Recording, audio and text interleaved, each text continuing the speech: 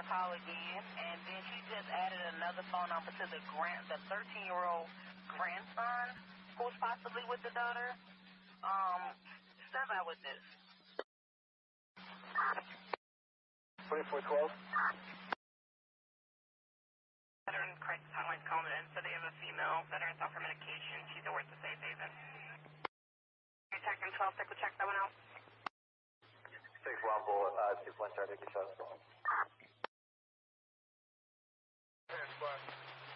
Officer still stands for time? No. Offender in custody.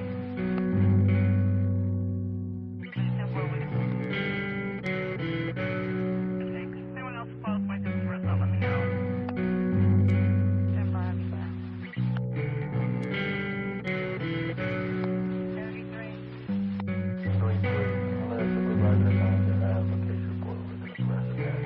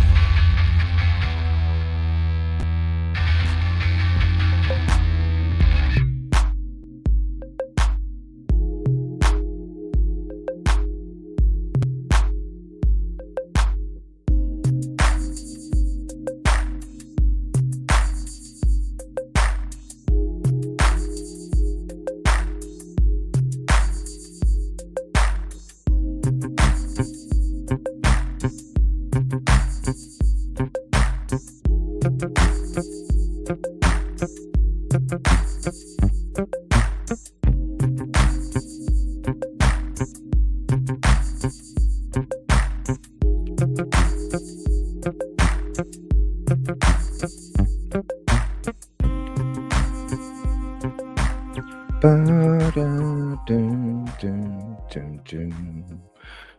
morning, afternoon. Good morning. It's my morning, afternoon. Got some energy today. Brain's still a little not working on all cylinders, but we're all good. We got some energy today, finally. Boy, I was out yesterday. I was out of it. Did my OJ show, and then I was just. That was it. Oh, hold on 1 second. Oh, here we go. Hey. What's up, Smokey? Yeah, not prepared for mornings. Woo. What's that? This morning. You're getting the Sasquatch version, CJ. Well, I want to say shout out to Murder Metal Mayhem. I did a guest spot on his show today.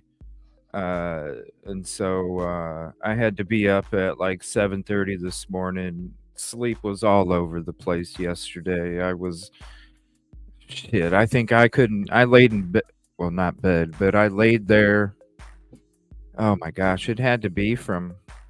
I woke up at like midnight. Oh wow. 1 in the morning, and then I couldn't get back to sleep till like 5 something. So it's just. And I'm like, you know what? I'm up. I got a little bit of energy. Let's just do a live show. Hey, Silky, what are you doing? Yeah, he gave it it was my lazy morning because I was on, I had a show last night and I was sitting there trying to book an Airbnb. And I love Airbnbs, but like I have to take my time. I explore all options, especially when I'm going to an area I've never been to before. So, he messages me and I'm sitting there like hair literally everywhere. And he's like, hey, you want to go live? And I'm like, okay, I have 30 minutes to make a decision, book my Airbnb, put some makeup on, try to do something with my hair, make some more coffee. And I almost did it in 30 minutes. Yeah, it's all good. It's all good. We'll just be on for a little bit. I've been we'll be doing our Idaho Force stuff tonight, and we can even talk about it today, but I've just been seeing a lot of this stuff about Madeline Soto coming out. Yeah. Not only about the dad, but about the mom too, and it's just like, what the fuck, I got some energy. Let's do a live. Let's hang out for a couple hours, and then we'll come back, and because we got a good show tonight. We're going to be listening to the crime professor from University of Idaho discussing the crime of 11/22 shortly after the crime took place. So I think that'll be an interesting discussion as well. Kelly Miller, what's up, Skittles? And let me see, 8 members. Oh wow, 8 months already. 1 second, hold on. We got to get this. I'm all out of it here. Here we go. Contribution. Call out for the super chats, stickers, memberships, cash apps, and Fedbos, Skittles. Oh, wow. 8 months already. Time flies. Thank you so much for all your support, CJ. Appreciate you too, Skittles. Definitely go check out Skittles' channel if you want to drop your link, Skittles. She does some true crime stuff as well. And thank you for all you do for the true crime community. Golden ticket number 2, K Miller. I don't know why in the replay it doesn't show a golden ticket. Maybe it's just me. I don't know. And hold on, contribution call out, K Miller. Skittles, we are 8-month member twins. Oh, look at that. Damn. Ain't that crazy? Shout out. Thank you for being a member. I want to say for anybody that wants to make comments about how member live onlys are a money grab, all this other. They're not money grabs. It's called I appreciate the people that support the show with a membership, and so I like doing something extra for them. There's nothing wrong with that. I didn't think it was a money grab. I think it's a thank you and an appreciation to the members. Yeah, I know. I need to revamp my whole membership thing. I'm falling down on it. So, But yeah, you want to appreciate, like, there are certain people that even before I was monetized, CJ, like a lot of people reached out and they're like, hey, I want to donate. I didn't have, and I still don't have anything listed for Venmo, Cash App, and all that. I probably need to, but they're like, I want to support you because I know that you're working hard on this. And that's, for people who want to do that, you want to give them some extra perks. You're right. And I mean, if anybody is a content creator, in the position I am, I'm just gonna be honest with you. I've never had less of a social life or free time, Yeah, and I've never had more work for for exactly. for this job that I do. So it's not what people think it might be. This is the busiest I've ever been in my whole life, and if I was this busy for somebody else, like if I was doing this work for somebody else and I was this busy, I would say F you a long time ago. Right. But it's not about me. This is about the stuff that we talk about, and this is what I do for a career. And so it's called I get my paycheck from the community, which is my boss. And so for I want to do a little extra for them since my boss is the one that is making me able to do the things that I do. So it's not a money grab at all. It's a thank you is what it is. And Yeah. shout out to Grizz too, all the stuff he does for the true crime community as well. Definitely go sub to him too. What's up, Caddy? Golden Ticket 12. I don't know. I just seen that and I'm like, it's not about money. Maybe if people understood what goes on beyond the camera, Yeah. because really, as soon as I wake up, I work until I go to bed. Hmm. But I love it because this is something I've always wanted to be, not necessarily behind a camera. I was never really a camera person, and I still am not. Um, but I've always wanted to talk and to be a voice uh, for a different kind of energy, and so I feel like this is what I was meant to do, Hmm. whether it's true crime or whatever it may be. So Yeah. I know it's easy for people, honestly, who think, okay, all you do is you sit there and you put your camera on and you start talking. It's so not like that. It mhm. is so not like that. That's me. I mean, I still work. I want to. I have a second channel. And yeah, CJ, it's like this whole, actually the last year and a half or so, that's all I do. I don't have a social life. I don't have any life outside of my work at jail and my work on 2 channels on YouTube.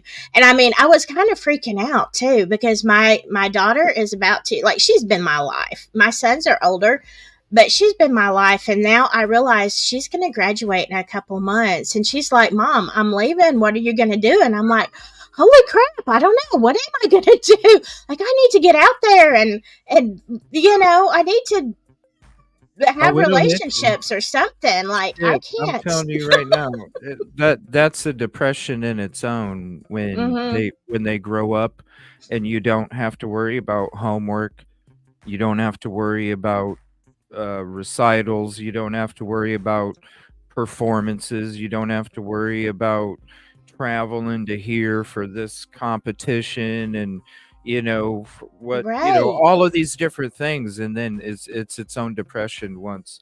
So yeah, it's like shit, what do I do with my time? Because my whole life has been Mm-hmm. dedicated, which it should be, Yeah. right? Yeah, Which it it should. should be. My whole life has been dedicated to raising a child or children, and now I'm left with all of this time where I was used to always going, wow, I wish I could have a little bit of time. And now Right. all of a sudden you got all this time and you're just like, yeah, what do I do? Exactly. And that's No, where I'm at. And I'm like, what do I do now? Like I know. here we go. I know, and that's which YouTube does take up a lot of my time, but other than that, it's like, yeah, I've been living in a bubble. It's like I guess I need to go meet people, or go out and have real life interactions. But you spend so much time doing this, and it's something, CJ, I love it too. I wouldn't do it if I hated YouTube and I hated all of the work. I wouldn't do it. But yeah, there's a lot of things that mean a lot to me, the subjects and stuff, and Yeah. now you grow a relationship with your subscribers. I mean, because I know the same thing happens to you. You get emails, you get Discord messages, you get Messenger. I get messages from so many places, from so many people, and you talk, like it's Yeah. not just, oh, They here's a become link part of for your something. family. Yeah, they become part of your family. Yeah. Yeah. And they're like, hey, how you doing? It's, they tell you about their life and you tell them about yours. And so, Mhm. yeah, it's like it's the other part. Yeah. Like family. They really are. And some of my Yeah. people are so precious to me. I mean, they're all precious, but there are some that just reach out all the time. And they'll say things like, you looked a little bit tired today, Silky, when you were on live. Are you getting enough rest? No, the answer is no, not ever. No. No, but it's not for us, and it's when I was hanging out with Murder Metal Mayhem this morning, he said the video should be out on Saturday. Congrats, Um by the way. I'm excited for you. oh, thank you. Yeah, I love collaborating with Mm-hmm. people. And that's why I always have, everybody on the power panel. But I was talking to him, and because he asked me, he's like, "How'd you start off?" I was like, "Dude, I was gonna be a show." Which, if you go to my first shows, you'll see we talked like some moon landing stuff that just took place. They were talking about it back then. It was different shit. It's just whatever, and that was right like a week or so. It might have been the same week actually that 11/22 took place, the crime. Wow. And as we started to go into it, and I told him, you know, it's like I got to a point where I'm like, I can talk about touchdowns, but I wouldn't feel right, like I would wake up the Right. next day and go, what if, this energy, this peace, positivity, and progress, yeah, I could talk about stuff that I love. But does it matter at the end of the day who scored a damn touchdown? No, it No. matters about this missing kid. It matters about an investigation that is being manipulated, because just like I have ever since I was a little kid, and it's probably because of how I grew up, having to appreciate and work for everything that I fucking had, Yeah. that I always thought about other people first, and so it's one of those things like if that was me, Right. if that was me sitting in a jail cell, who gives Mm-hmm. a fuck if I have a degree or not? Right. I'd be Right.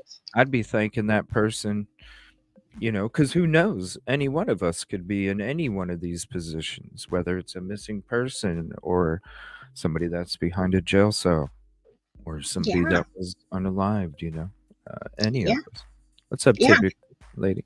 I didn't start either, trying to do true crime, current events. That's not my, talking about the hat videos. I was doing vintage crime stories. I was just having fun. And this, my primary channel was my second channel then. And yeah, it was the same thing. Richard Allen got arrested, and I was like, okay, I'm going to do one video on this. Like, hey, let's leave the family alone. We don't even know.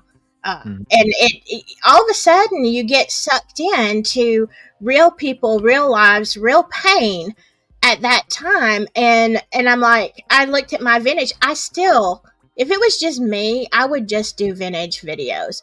But the thing of it is now I am so invested in people and I care so much. And I'm like, we have one life to live.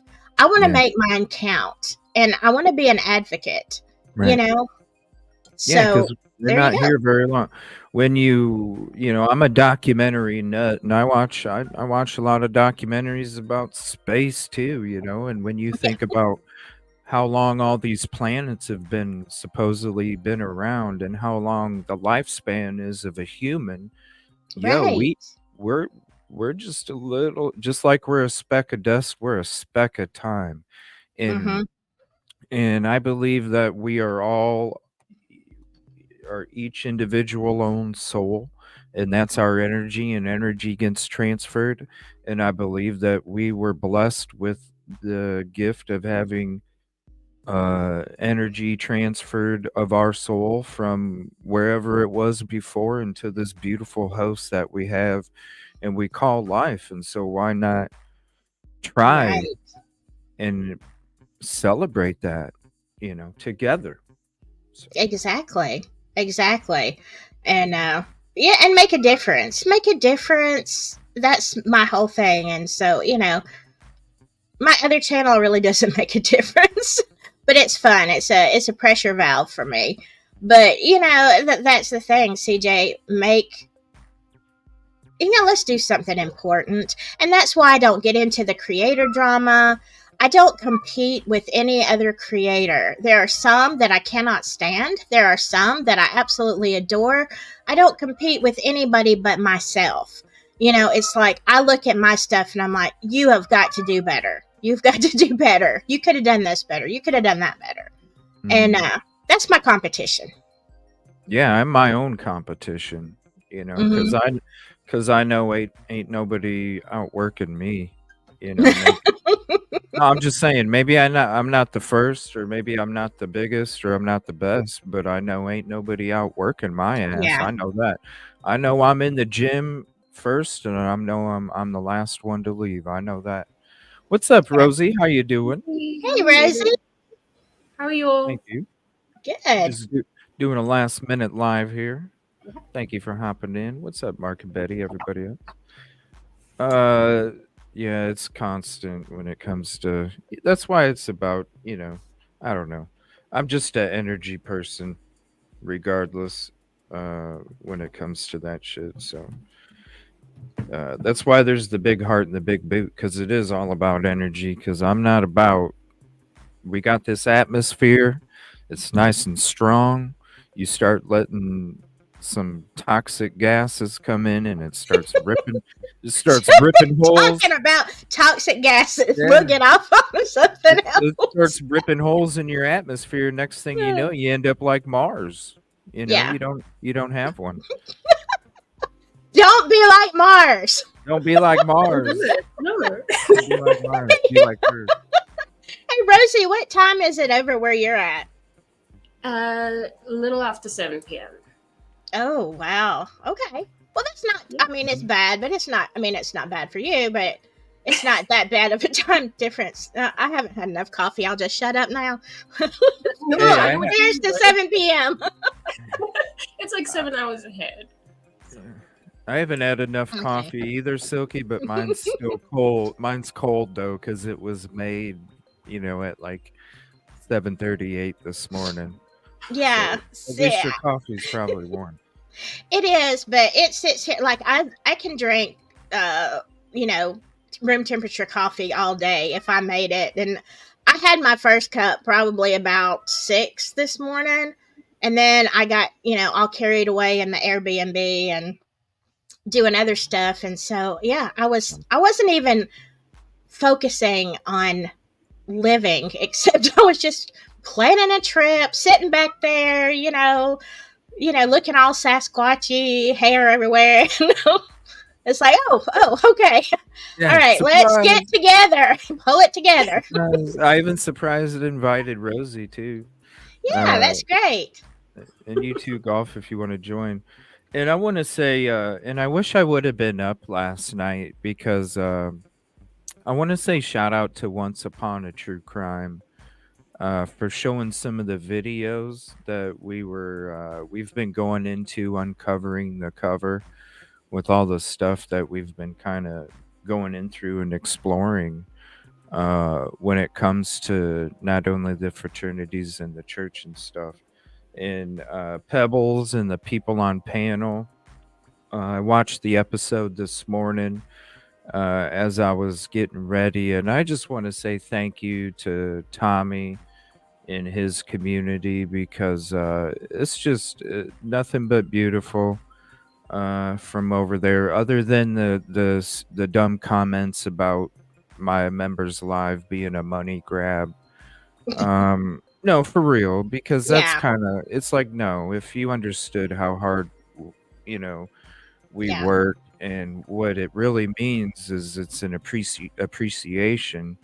Um, I don't know. When you put out that kind of energy, that's just a different kind of story. But other than that, Yeah. it was just nothing but love, and I appreciated it. And I just wanted to say a special shout out to them too, because he did make a comment. He was like, "Man, this video's only got like 200 views," and it's true. Like those videos, they may not get very many views, but it's at the same time, it's just amazing fucking work from the community and all of us kind of thinking together and Right. brain stewing together,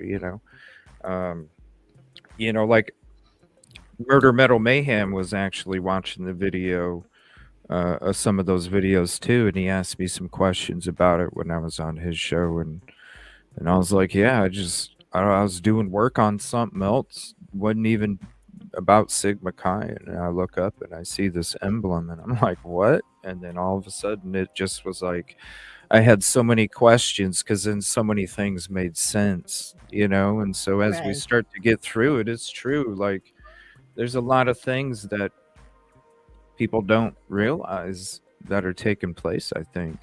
Because it's always been about the MPD ranking up in the no reports. And with all the work from the community, it's like, no, it goes way deeper than that. So shout out Tommy for playing some of that and all the beautiful words and support from the community over there. Yeah, Once Upon a Crime Time. Tommy. You guys know Tommy. Yeah. So, yeah, I've been kind of, even though I've been not feeling good and I haven't really been able to be on just energy wise and mind wise. Yeah, he is wonderful. He's a good soul. I appreciate him so much. From the very beginning, I've always, Tommy's been a special soul, and I'm always glad to be aligned with Tommy. But You just reminded me to take my antibiotic. You said I haven't been feeling good. I'm like, I'm supposed to be taking medicine. Uh-oh. Well, I'm glad that you got reminded because that's important for you. Yes. An antibiotic, yeah. But I've been kind of like trying to keep up on all the stuff that's been going on. But as I was looking at stuff this morning, I was like, holy crap. Like I heard a lot of stuff a few days ago about the interview with Madeline Soto's mom.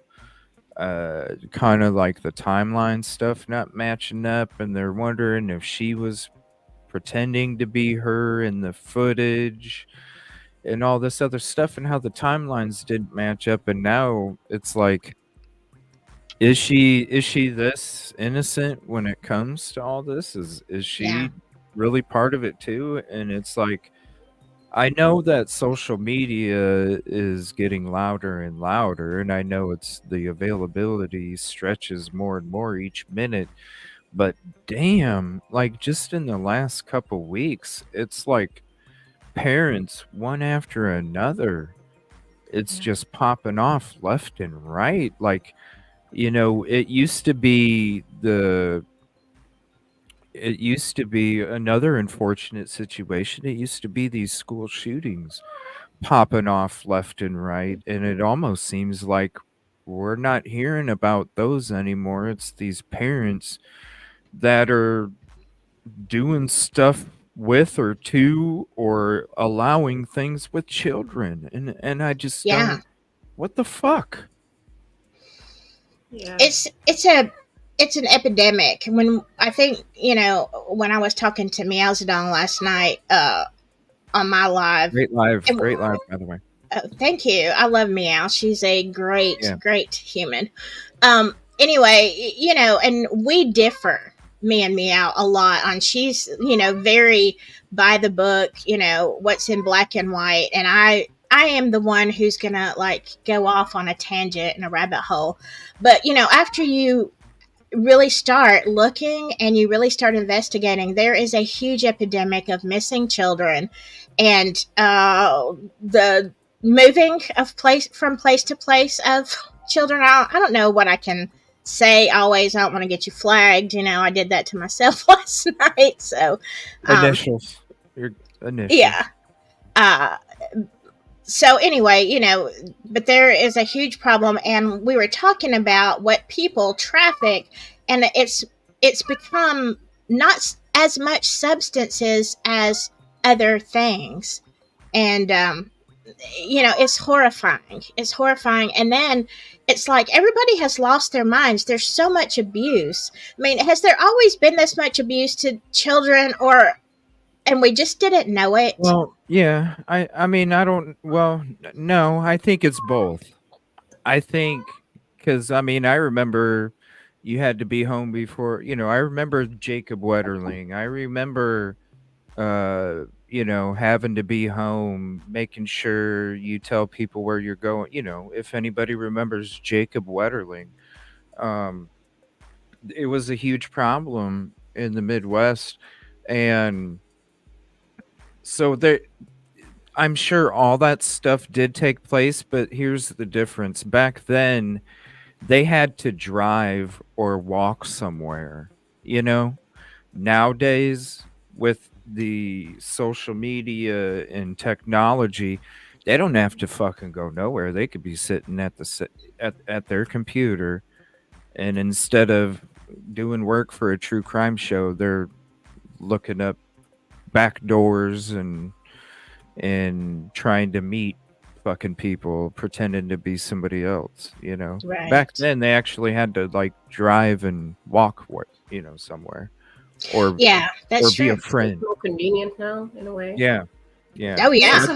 It's like really a mixture. bad case. It's like a mixture. We have a really bad case at the moment here in South Africa as well. The case of little Jocelyn Smith. She's only 6 years old, but she was sold by her own mother, apparently. Wow. Yeah. Oh my God. It's happening now. It's Jocelyn Smith. Yeah. So it's a worldwide problem. Yeah. Wow. I mean, It's terrible. Yeah. it's As a parent, I cannot, there is not, in my head, there is not a punishment great enough for you, parents. Like, I don't care what it is. It's not bad enough. It's not what you deserve. That is my opinion. I cannot, as a parent, fathom somebody doing that. It makes me so angry beyond belief. Yeah. So, I mean, that's what it seems to be at the moment. As far as I understand, I think that her mother has been taken in. Yeah. So I don't want to speak out of turn, but that is what I've seen, if I'm incorrect. But I think that is the case, yeah. Yeah. So. It's like, if you don't want your child, or you don't want to treat them the way that, because it is our future, we're supposed to evolve. You're supposed to treat them better than you were treated, even if you were treated wonderful. You go another step. It's the 150 approach. It's the 150 approach. And it's like there's so many people out there that would love to be able to have a child that can't because of whatever genetic thing. And it's like, what? Like, let this child have the love that they're supposed to have if you're, so. Right. I don't know. It's just, and you got to think too, I'm sure it's been going on since biblical times, because hell, even the Egyptians, way back in frickin' whatever year it was, even the Egyptians were doing shit like that. Oh yeah, sacrificing their children. Yeah. I'm sure it goes way back. It's just now with social media, it's easily more available, and it's covered more. But that's what I'm just curious though. It's been, social media hasn't grown that much in the last 6 months, when it comes to news. And so that's where I'm saying, like, where have we heard, like, we know that there's these cases and they have existed for who knows how long, but now these last 2 weeks, I don't ever remember there being where it was like one after the next, after the next, after the next, after the next. Right. That's Yeah. what's shocking to me. And it's like, you would think that these other parents would be seeing some of these programs or something, and maybe they would think twice about doing something like that to their child. Because I mean, hell, how you can only, when you have all of the eyes that you have, not only mainstream media but now YouTube, you have all these eyes watching you. How in the hell do you think that you're gonna, like, get away with some shit like this? Honestly, like, Right. what is the percentage of getting away with doing this to your child? I can't imagine it's that, like, under 10%, I would have to think. I mean, Yeah, I guess it's also it's something that is so shocking that people almost don't want to believe it. So to maybe your that own, to yeah, your own child. I know that there's kidnappings that are just crazy all over the place, and yeah. there's a lot of stuff that happens. I'm saying as your own child, like your But own parent, you got family that knows something's up. You got neighbors that know something's up. You have all these people that know something's up. Mm-hmm. How do you think you can sit there like Madeline's mother in front of a camera and the stepdad and be like, you're gonna get found out. yeah, I think it's just that it's like the most unnatural thing in the world to do anything harmful to your own child, right? So I feel like people who are, I don't want to say normal, mentally healthy, they just can't really fathom it because it just doesn't. How does that make sense? Like, Not only to another human being exactly, yeah. but your own flesh and blood, or Mm-hmm. or a stepchild that you're supposed to treat like your own flesh and blood. Exactly. Right. Let alone another person you don't know that you just saw at Walmart Tuesday. It's that is just, I don't know, I don't get it. So I figure we'd check out some of these videos. Vinny Politan's actually doing a live, but there's some other videos I was gonna check out when it comes to this whole case. So I'm gonna go to the Vinny one here in a little bit, but this is from Crime Stories Obsessed. It's been a while since we watched a video from this channel, actually probably since last summer. Check out this, something about a birthday gift or something. So like I said, it's been a while. I've been trying to keep up, but I've been resting a lot. So if there is some new stuff, let me know. But this is something I came across, something about the friend removal birthday gift. I don't know what that is. Check it out. Let this music go by. And if there is any press conferences, let me know. I'll take a look to see. But I didn't know her mom. Is her mom in custody?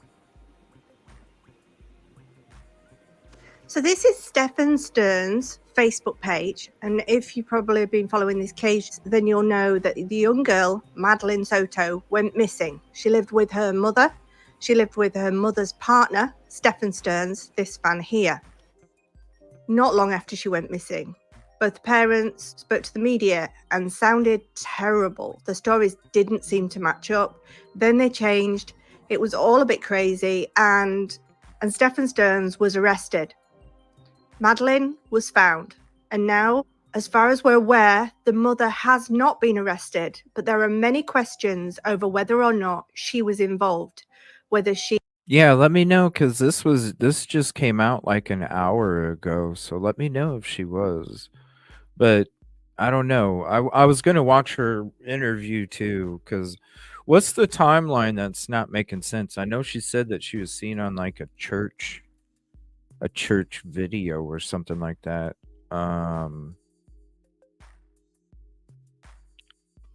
Something don't about know. footage, Me neither. but playing it off or something.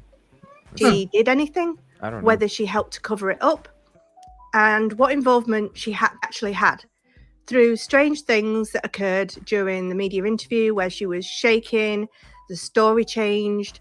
So just going to have a look at this a second, because if we look at the friends list of Stephen Stearns, I've tapped in Soto here because I'm looking at Jen Soto, and it doesn't look like he has any friends under the mum's name. So it looks like the mother of Madeline Soto has removed him as a friend on her Facebook page. The other thing I wanted to note was this picture here, the back wall.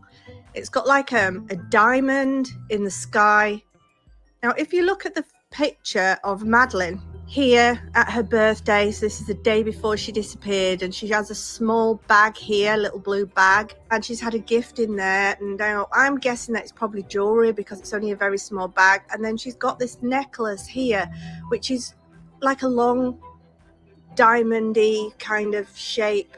I don't know what you call that. I'm wondering if that little gift there on the right in that blue bag was a little necklace. If it was from Stephen Stearns, this is, like I say, the picture on his Facebook, the backing photo on his Facebook account. Whether that means anything, whether that means that that necklace was from him, I don't know. How long was this going on for? If you've read the affidavit, it's absolutely crazy read. It sounds like he's been doing things to Madeline for a lot longer than was first thought. What? People have even questioned whether or not they got rid of her because, you know, he'd got her in the motherly way. What? I don't know. We're not going to know. And with her being a minor... How long was this dude? Okay. Well, they said 2 years. 2 years that they thought he might have been abusing her. So from age 11. When did he come into when did he come into their life? Like, does anybody know how long he's been around? All I heard was 2 years. So I took that as he was with the mom for 2 years at least, if not before. I could be wrong about that, but that's the way I took it. How'd they meet? How'd the mom and this guy meet? Like, has he been charged before? Does he have a record? The affidavit, I never even read that.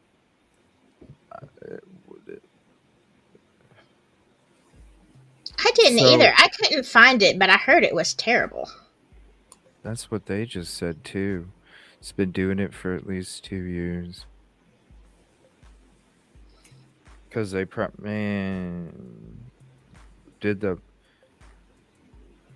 mom. So are they? He and the mom have been together for a long time. Yes, he has a previous record. Oh gosh, what is it like? Oh, he does. They said he had a previous record. I missed that. Yeah. If you guys can Google Burger King near me, you can Google essays near me. They both populate. Right. They both populate. You know, Yeah. you can just, look it up right now, everybody. Just look up essays near me so it's in your freaking registry for searches. Because it's that easy. It's that easy. And I don't rely on anybody to educate me, farm girl. I say I like shouting out the community for all the hard work that they do because they trust me in relaying the information to the community. I don't see anything wrong with that. Do you No. know how journalism works, Farm Girl? You do stuff yourself and you get tips. Hello. Hello. But you know what? At least we don't have to sell feet pics, CJ. Right. I mean, there's We're been a doing lot of something better than hey, that. there's been a lot of people that said I should go that fucking route, you know. Me too. You know what I mean? Dude, you should do OnlyFans. No, I'm not. Yeah. I'm not. There's no. No. No.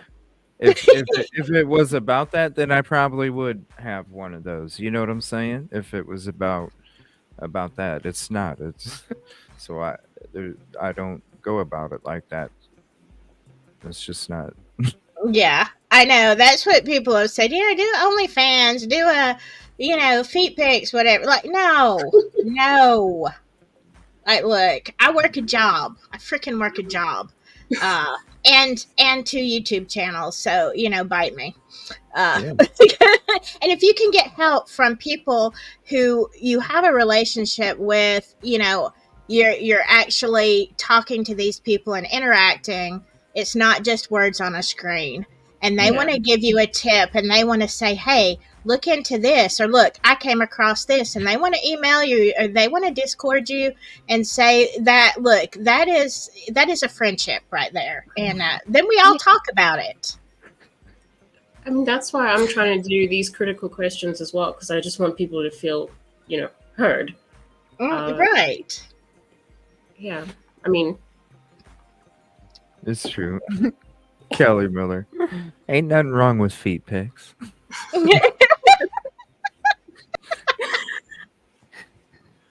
Yeah. If you're into feet, that's okay. Like, no shade if you're into feet. No, I'm just saying it starts off with feet and then it ends up somewhere else, I don't know.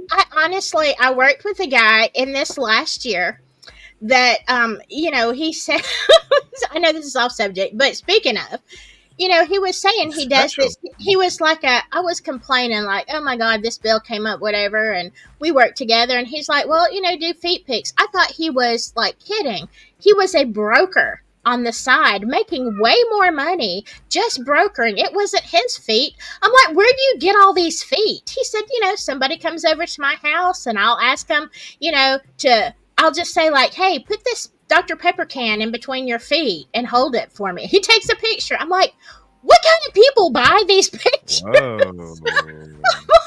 But he was making a good living. And I'm like, dang, I am in the wrong business, CJ. I just can't, I can't make myself, I just can't do it. I don't know. I don't know. That's just not my, I mean, I don't know. Why share it with the whole world when it's supposed to be special? Exactly. You know what I mean? It's supposed to be special for whoever. So why why need to go about it that way to make money? It's just not. Yeah. Exactly. That's the way I feel too, but I don't. I don't go to those establishments, and I never have. So it's just not my thing. You know what I mean? It's just not me. I'm just surprised that there's like a market for feet pictures. Oh yeah, and look, from what I hear, because I hear this I'm around a bunch of teenagers all the time.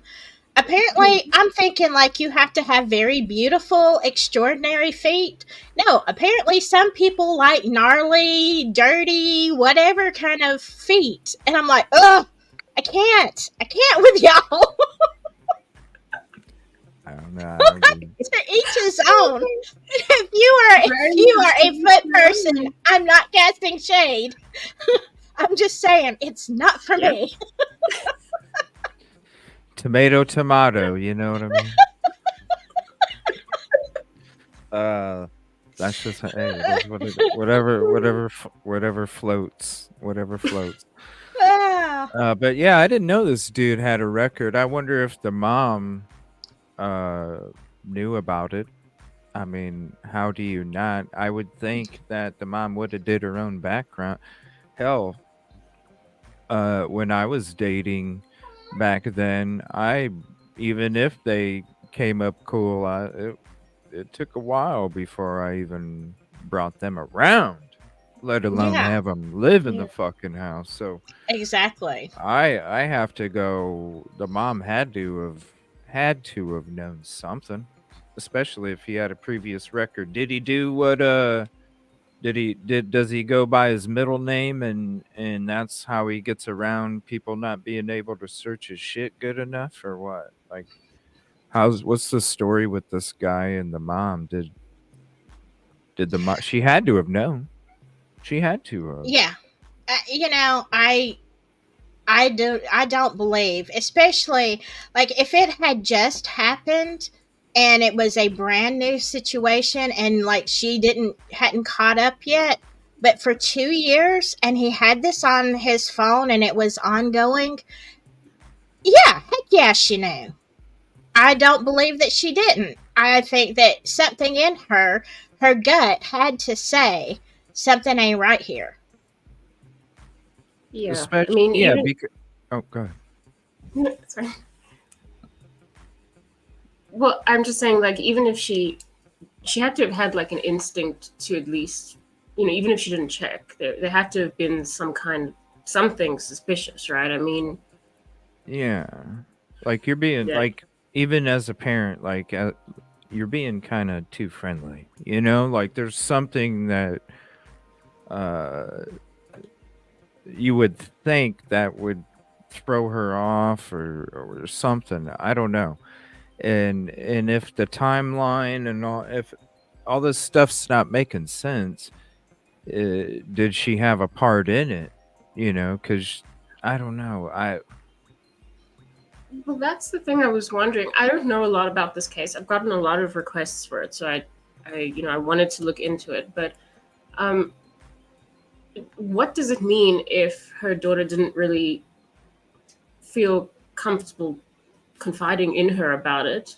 If she didn't, and then if she did, why was something not done? Either way, I think that there's something a bit wrong there because she should at least feel comfortable to go to her mom and say this is happening, or Mhm. she did that and was ignored.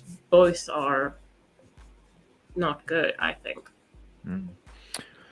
Well, this court TV video came out a few days ago wondering what her mother knew. Uh and so and then Surviving the Survivor was talking about it today. So I figured we would check that out. They said the girl did tell the mother. Oh, are you fucking better? She didn't believe her or some shit. Oh, Is Oh that my god. because I heard that she had I No. heard that she had told friends at school. I shit. heard I heard she was telling friends at school. But I Oh my didn't know that god. she told her mom. Oh jeez. I have no words. No way. So her trying to come up with this. I mean, I don't know. You saw it was weird because this is when I watched the mom's interview. Okay, number one, she was rocking. Oh, rocking is it? Yep, whatever. She was rocking like this, and then after a couple questions, she just stopped. Okay, well, to me, that was telling me you're too focused on the questions now instead of making you look like you're worried, right? Oh, my focus at first was me playing it off like I'm worried, and then as I start getting into the questions, I start to stop because I forgot I need to keep focus on making myself look worried. Number two, when her children were making noise in the background and she paused for the interview, she once it stopped, she's like, okay, yeah. I would have been like, you know, it's so beautiful hearing those children play Like, I would have been crying or something, because if I'm sitting there hearing children play, I'm not sitting there looking like I'm uncomfortable because I'm interrupting an interview. I'm sitting there going, "Damn, I just lost my fucking daughter." Yeah. And I hear my children playing in the other fucking room, and it would remind me of hearing her play in the fucking room, and I would start to cry and I would tear up. You know what I mean? So those were two things that I was like, this mom's interview's not looking normal here. She's looking Right. at the camera, like, yes, yes, answering the questions, but I'm sitting there thinking beyond that, and I'm like, yo, I would have started, like, coming from me, I would have started fucking bawling as soon as I heard my other children playing in the room with their toys. Oh, hell no. Yeah, Hell me no. too. So those were two things. Now this is them. This is retired FBI agent. Let me see who it is. Scott Duffy, talking about Madeline's crime and whether her mom knows more. So this just came out, and we'll hit play, and I'll share the link with you so you have it too. So again, the big question is going to be, what did she know and when did she know it, right? Those are the questions that are always asked in these types of investigations. So if he's been abusing her for the daughter for 2 years, her daughter for 2 years, at least 2 years. So my question is, what's the time frame for the mother and this guy's relationship? So when did they meet? Have they been together a year or 3 years? They've been together, 2 years, right? Did he start this at the onset? Yeah. STS Nation, let me know. I think it's been longer, but STS Nation, let me know how long Jennifer Soto and this guy Stefan have been together. So they've been together for a while, is my impression here, and long enough for him to understand that he's got a target. So he's got somebody here now and who knows? I mean, the relationship. I'd be curious to know how the relationship started. Yeah, look at this. I didn't know this. That the mom apparently has now lawyered up, so she's not talking to police. And COE, can you put the Laura Lee pod fan comment back up? I didn't mean to take that down. But go ahead, Phil. It looks like she's lawyered up. Well, so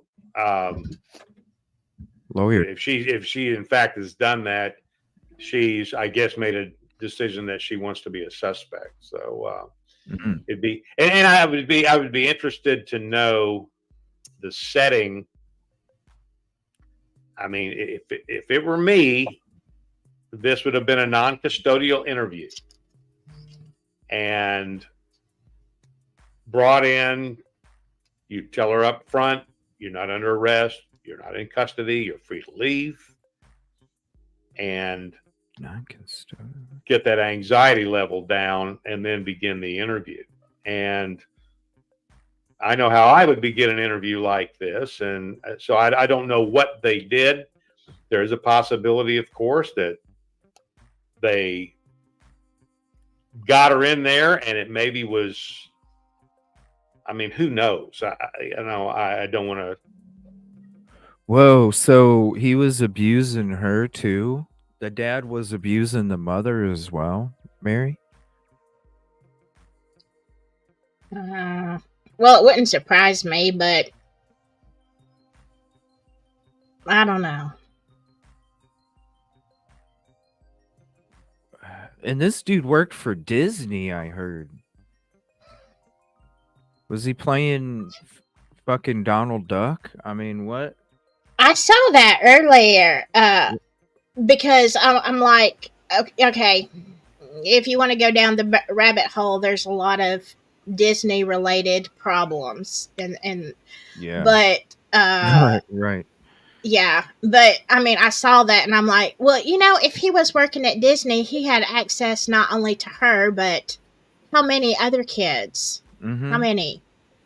Well, Crime Lines and Lies was having a video earlier this morning about somewhere else in this neighborhood where there's another SA over, I think she said it was 4 minutes from Madeline's house. And this dude and his son lived in this house. And the dude, the older gentleman, uh, played Santa Claus for the fucking neighborhood, had like a white beard, played Mm-hmm. Santa Claus for the neighborhood, and all of the kids called him the Popsicle Man. And he had a Oh, fucking wow. pool in the backyard. Crime Lines and Lies was talking about that this morning, and it's just like, what the hell? People are so easy to Google Burger King near me to get quick fucking supper. Shout out Burger King because I love you. But damn, you can fucking Google SAs near me, and I bet you more of those populate than Burger King. You know, Oh yeah. I don't understand it. I don't understand it. With the way social media is nowadays too, it's more at your fingertips. You used to have to pay $5.99 a month to have access to that shit, and now it's just fucking free. Like you Right. don't even have to like have some kind of service to see this. And I guarantee you, I bet you most of you have one. I guarantee you within a block of your fucking house. I guarantee you if you put it in your Google search. Essays near me. Mm-hmm. I challenge everybody to do that. Whether you are a single person, whoever, it doesn't matter. Everybody should always be aware. Uh, Right. I mean, I've got two on the I'm road that I live on, and I know that right. because that's what Yeah. I did. I googled. Oh, well, we have a website in my county that shows them from the sheriff's office. So, but still, Yeah, there's registries and stuff that you could go to, which do take a little bit of work depending on what county and state. But hell, It's worth right in it. your Yeah. right in your Google search bar, and boom, it populates them all. Now, maybe they're not. Doesn't mean that there's some that aren't in houses where they're not registered, because right. that takes place too. But at least it shows you where, and it's sad because you see children out there playing all the damn time right across the street from these people, and it's like, man, I wonder if their parents know. Mm-hmm. It almost makes you want to send out a fucking flyer to your whole neighborhood and be like, yo, Google it. It's horrible. We need to have like billboards on the highways, Google essays near me when you're home. Something. I don't get it. The information is available to be had, and it's not being seeked out, and I don't understand it. And this is some of this shit is what takes place, unfortunately. Yeah. So it Surely- sounds like she does know more. Surely a company like Disney would do that. Mm. I don't. I'm not from there. I don't know the rules. That there's. How do I say this? Sometimes it's sought. Is that a good way to put it, Silky? Sometimes, even though it's, we have to be careful. This is speculation, Oh, Yeah. Okay. especially with that corporation. I'm just gonna Yes. say that corporation. Okay. Yes. Okay. That's Very big corporation. Yes, very big corporation. Sometimes it's sought out, and Okay. things aren't necessarily. It's one of those things where it's like, oh, that was on the back page. Oh, sorry. One of those things. Yeah. Yeah. Yeah. It's Okay. almost like it's been around for a long time through that.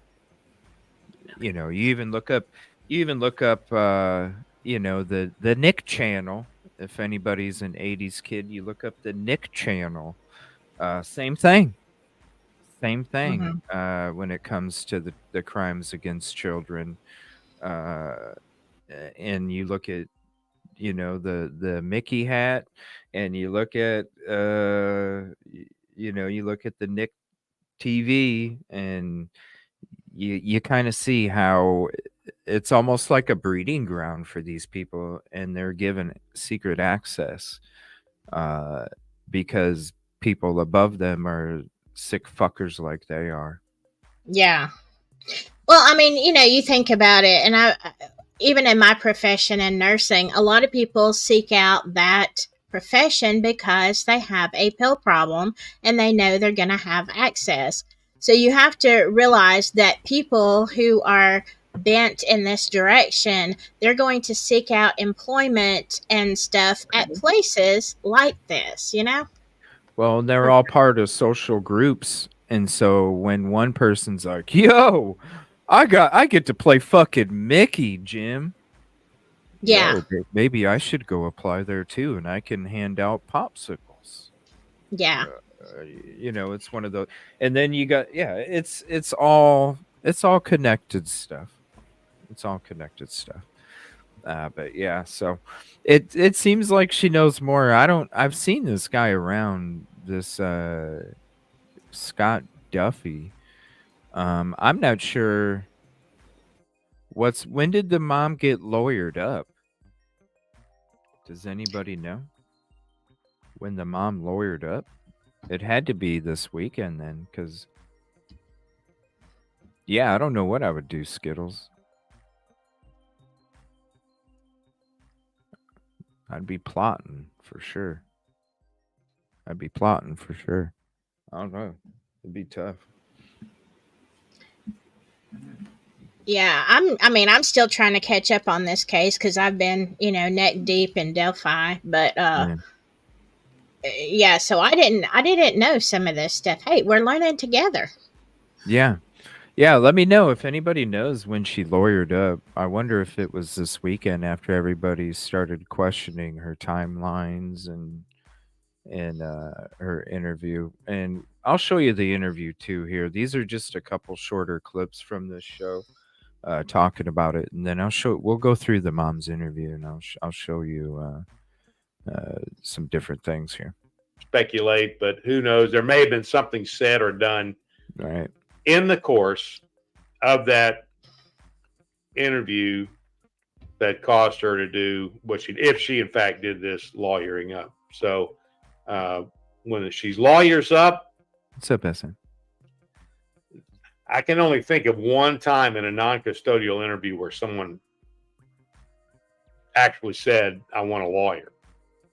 The rest of it, there are only two times that I can remember where they stood up and said, "I want to leave." So, whoa, it's interesting though, and who knows? I mean, depending on what their policy is, they may have brought her in for a non-custodial interview and then turned right around and read a Miranda, which is you should never do. But I don't know what their particular policies are. So there's a lot of different ways why we get to this point where if she has lawyered up, and of course interesting, that ends the discussion unless she reinitiates contact with law enforcement. The COE reminded me we do have sound, but Laura Lee Potvin, and this is a Phil question here because he is the king of this. What kind of, you talked about it a little bit, Phil, but in terms of an interview technique that would work best with this mother to get the truth out of her, Laura Lee would like to know how you would approach this. I know you're going to say, I would approach this as I approach everything: open-minded, no gender bias, no race bias, no cultural bias, open-minded. Am I right, Phil? I know I'm not doing the best impression, but how would you approach her? Well, the theme would be here, and you as an interviewer, you should develop a theme when you have it in your head, at least a strategy or a thing that you're going to. In her case, in a person like this, my theme would be is that I'm a parent. I have two daughters. Yeah. I understand the shock you must feel right now in finding out these things. And I can empathize with you about how I would feel if I discovered that this was happening to one of my girls. Right. And that's where I would start from. So the theme would be is that I'm connecting with her on that level of being a parent, not as a homicide detective talking to a suspect. So, and then we would go from there. And then I would talk about the relationship that she had with this guy. When did it start? By the way, Phil, that is being answered in the chat. Somewhere between 6 and 8 years, it looks like Stefan and his mother have been together. What? Wow. Okay. So, no way. No way. Oh, that's that question's come from. And how? Oh, it had to be going on. Maybe it was. They just found documentation that it was only going on for 2 fucking years. Oh, hell no. What age would that put her at then if it was 8 years? What, about 5? Yeah. Oh my gosh.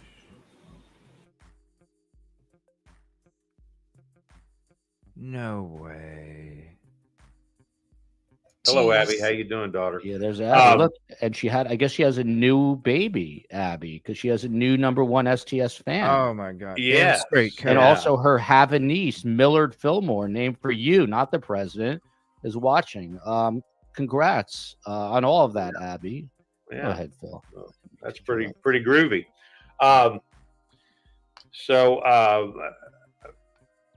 Back to her, I would just, I don't know what they did.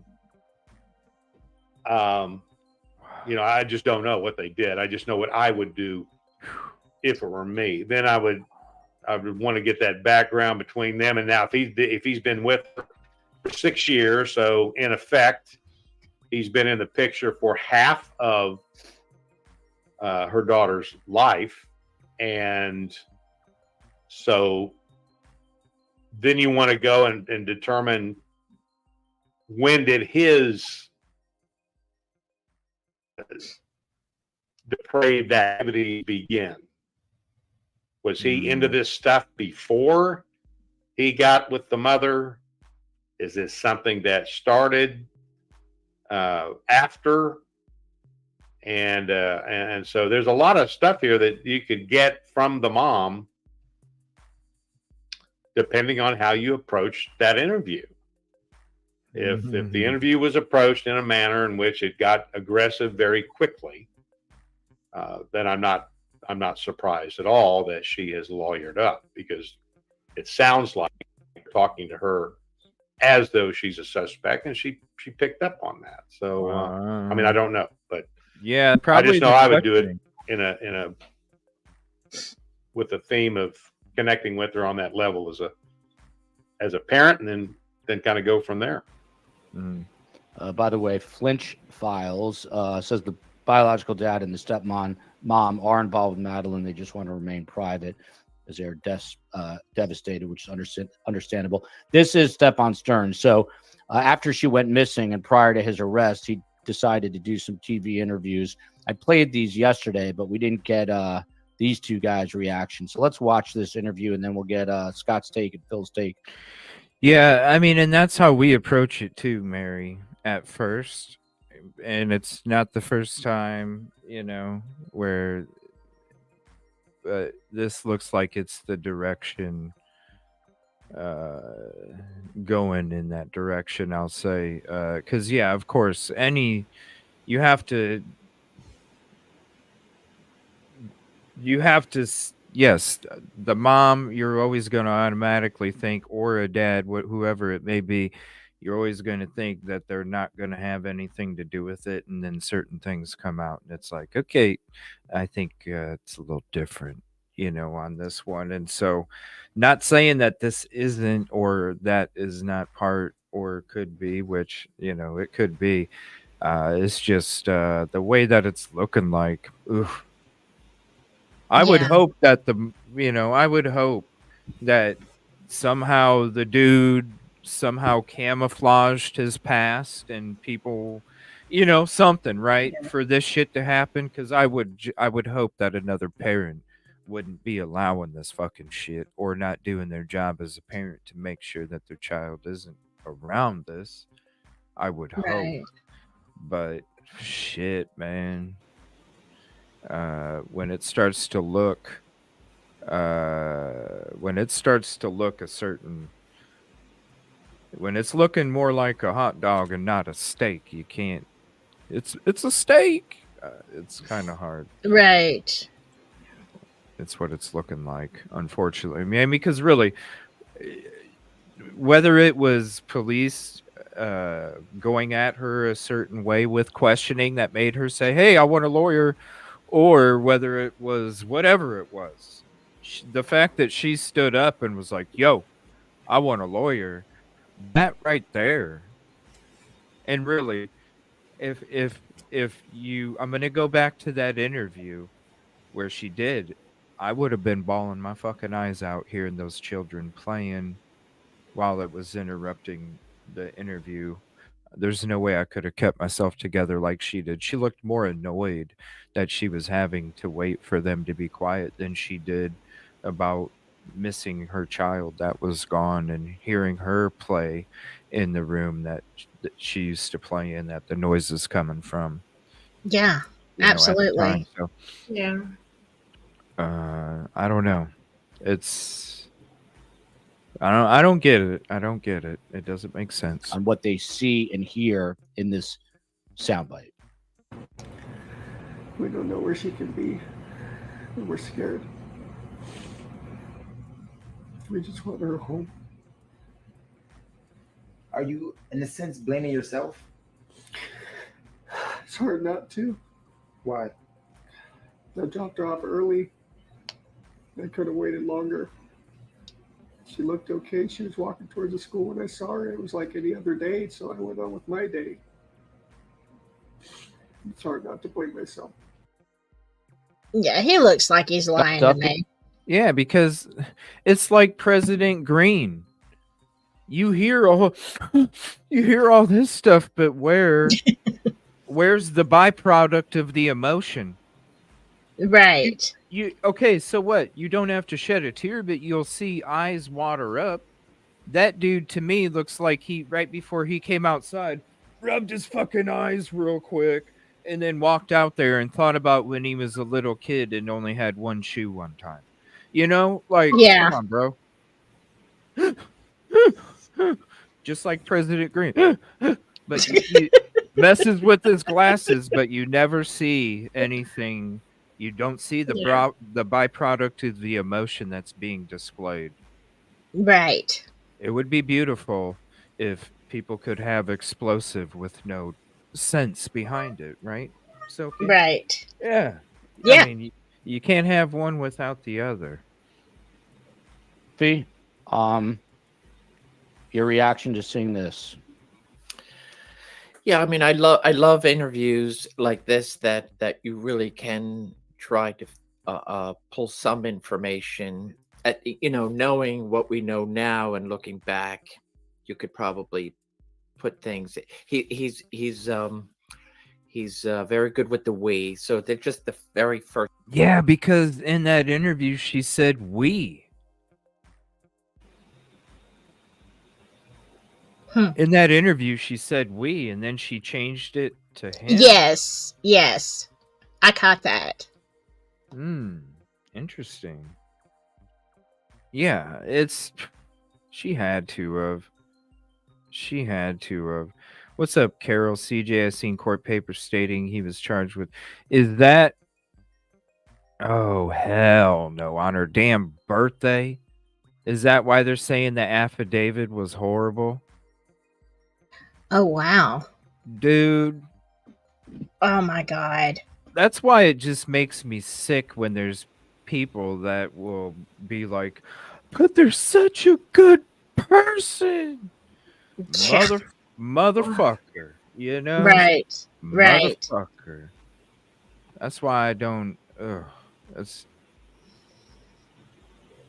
Some people, even on this platform, make me fucking sick with their support. With their support of people that do this shit just because they're part of their family. You know? Fuck that. Fuck that. I'm sorry. First thing out of his mouth, to me, shows a disassociation as opposed to I'm her potential stepdad. I'm her caretaker. I'm her hero. I'm this. I'm that. And my girl, my daughter, my this. Motherfucker. I swear. You would want to see. You would want to see tears come down. I mean, this is relatively soon after. And the head shaking back and forth, so it's immediately fake. I wouldn't take too much from just that short clip because now we know what happened and it's easy to go back, but I do like it when people who are suspects give an interview to TV, because you can derive certain things from it and get an idea. Oh yeah, this is somebody we need to take a harder look at. But yeah, right. I'd be bawling. I'd be a mess. Right. But he seems to be in control, and that's why, especially if you're like, yeah. Yeah. The byproduct of the emotion. Right. Yeah. Actors have a hell of a time pretend like Alec Baldwin, you know what I mean? In the Rust trial. Oh God, yeah. Believe me, you know what, brother? You shot the motherfucking gun, dude. Take ownership of your shit. I'm sorry, that's a different topic. But still, that's an actor that can cry on demand. These people ain't actors. They're trying to do actor shit and it just don't work out. That's the problem. It don't work. And just going back to my earlier, where I say it might lean more to being planned. Plan doesn't have to be months, days, weeks, hours. It could be minutes. It could be less. It could just be, okay, I'm going to go through with this. So, oh hell no, Mary. And then of course the oh hell no, the getting rid of evidence and driving around. So oh, hell no. I would venture to say, looking at that clip, it could go both ways. In other words, if he wasn't arrested and there wasn't this information of what was found on his phone, I'd be okay, it's not probably how I would be reacting. And that's ultimately how you have to look at these. What is a rational person? What is somebody who just potentially lost their daughter or their stepdaughter, or who they should be an absolute caretaker and have that relationship with, your girlfriend's daughter who you have been taking care of for 6 years. I would expect to see a harsher reaction as opposed to what's being displayed there. Yeah, I'm going to show Phil a separate clip in a moment, but there's a question here for you, Phil, from Hey, it's Jay. Could Stefan have groomed and brainwashed the mother to such a degree that she saw no red flags? As a mom of two, I believe mom would still sense that something is wrong. I want to hear your professional opinion. You always hear about the kids being groomed, but is it possible that he manipulated the mother so much that she had no real idea? And she's said to have some sorts of mental health issues. She's being medicated, which a lot of people are, but maybe he was able to, maybe she was vulnerable and he was able to take advantage. But to you, Phil, this question about the mother being groomed, what do you think? Oh, I think it's certainly possible. Sure. I mean, that's a good observation there. And you got to start at the beginning of this thing. I mean, who knows? That's why I'd be curious as how they met. When did they get together? When did the relationship get serious enough that now he is in some quasi form fulfilling the role of some sort of a stepfather thing? And I swear, and the dad was around too. The daughter was at some point acting out or saying some things or doing some things that may have alarmed the mother, and then he swoops in and is able to convince her that no, this is just she's getting older, and obviously this all came to a head when she turned 13. So this is a progressive event when this stuff happens, and so I don't think. Oh, so that was his excuse. She's a teenager now. Is that?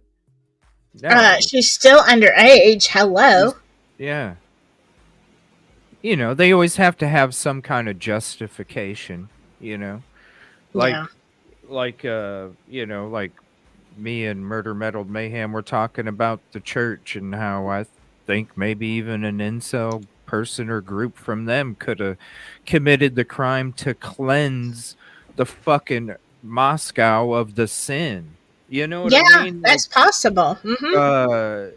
They have some kind of justification for doing what they do, so that way, there's no guilt or whatever according to them. I don't know. I feel like if he was around for 8 years, the mom had warnings too. Yo, this was happening way before fucking teen. This was happening way before 11. Yeah. This had to have been happening a hell of a lot longer before that. She better, if she was born, yo, that's when you. I'm just gonna keep my mouth shut. If there's any, if the mother doesn't have any direct knowledge, and let's just say for the sake of our discussion that she had suspicions, and she talked to this guy. Now remember so they're in a relationship, and I see, Scott and I've seen this all the time throughout our career, where the woman in that relationship doesn't want to believe what she may suspect is happening. So, because her security is wrapped up in the relationship with this man. And it happens all the time. Maddie lived. All right, I'm going to switch to this. This is Court TV's video, kind of explaining everything and then asking what the mom knows as well. February 25th should have been a great day for Madeline Soto, her 13th birthday, celebrating a new phase in her life, becoming a teenager. There was a party, but her mother, Jen Soto, could not make it. But her mother's live-in boyfriend was there, Stephen Stearns, a man who had been in Madeline's life for at least a couple of years. In fact, Jen referred to him as Madeline's stepfather, even though they were not married. The next day, Jen and Stephen say Stephen gave Madeline a ride to school. They also say Madeline was embarrassed and did not want to get dropped off in front of the school, so she was dropped off at a church parking lot less than half a mile away. That's the last time they say anyone had contact with her. Why? Because she was fucking crying because of something he probably fucking did, and she didn't want to go to school looking like a fucking mess because of what he did. She just didn't even want to be seen with him at all. I wonder if, hell, it could have been just him giving her a ride saying, "Happy birthday, what's coming later." Yeah. Having that mental fucking power, Right. So instead of enjoying her whole day of her birthday with her friends at school, she's thinking about what this sick fucker's gonna do later on because he wants to have control over her ass and keep her in fear to keep her quiet. Right. The fuck? Oh no! And it was her birthday, man. That's so. Investigators say the evidence paints a much different picture. They claim they have evidence of Stearns dumping Madeline's laptop and backpack in a dumpster and have images of Madeline dead inside Stearns' car. Madeline never made it to school and was found 4 days later in some brush 17 miles from their home. Oh, so that was the story that they supposedly dropped her off, but really she was gone that morning. I think so. Yeah. So it was her birthday the day before? No, wasn't it the day after? No, she had a. I don't know. We'll get more into it. In Kissimmee, Florida, Stearns was arrested after images of Madeline being sexually assaulted were allegedly found on his phone. Wow. Some dating back to when Madeline was just 11. See, documented. But at this point, that's when it was documented. I bet it was happening way before. There have been no charges related to her death. Tonight, we take a closer look at the story told by Madeline's mother. Then take a look at the recovery scene. What will this autopsy reveal?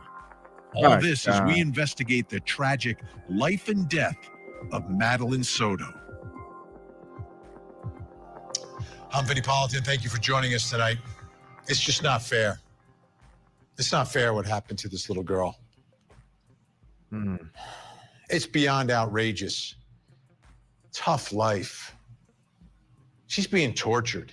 She was being tortured. The allegations are that this was going on for years, this sexual abuse in this home, and it's not stopping.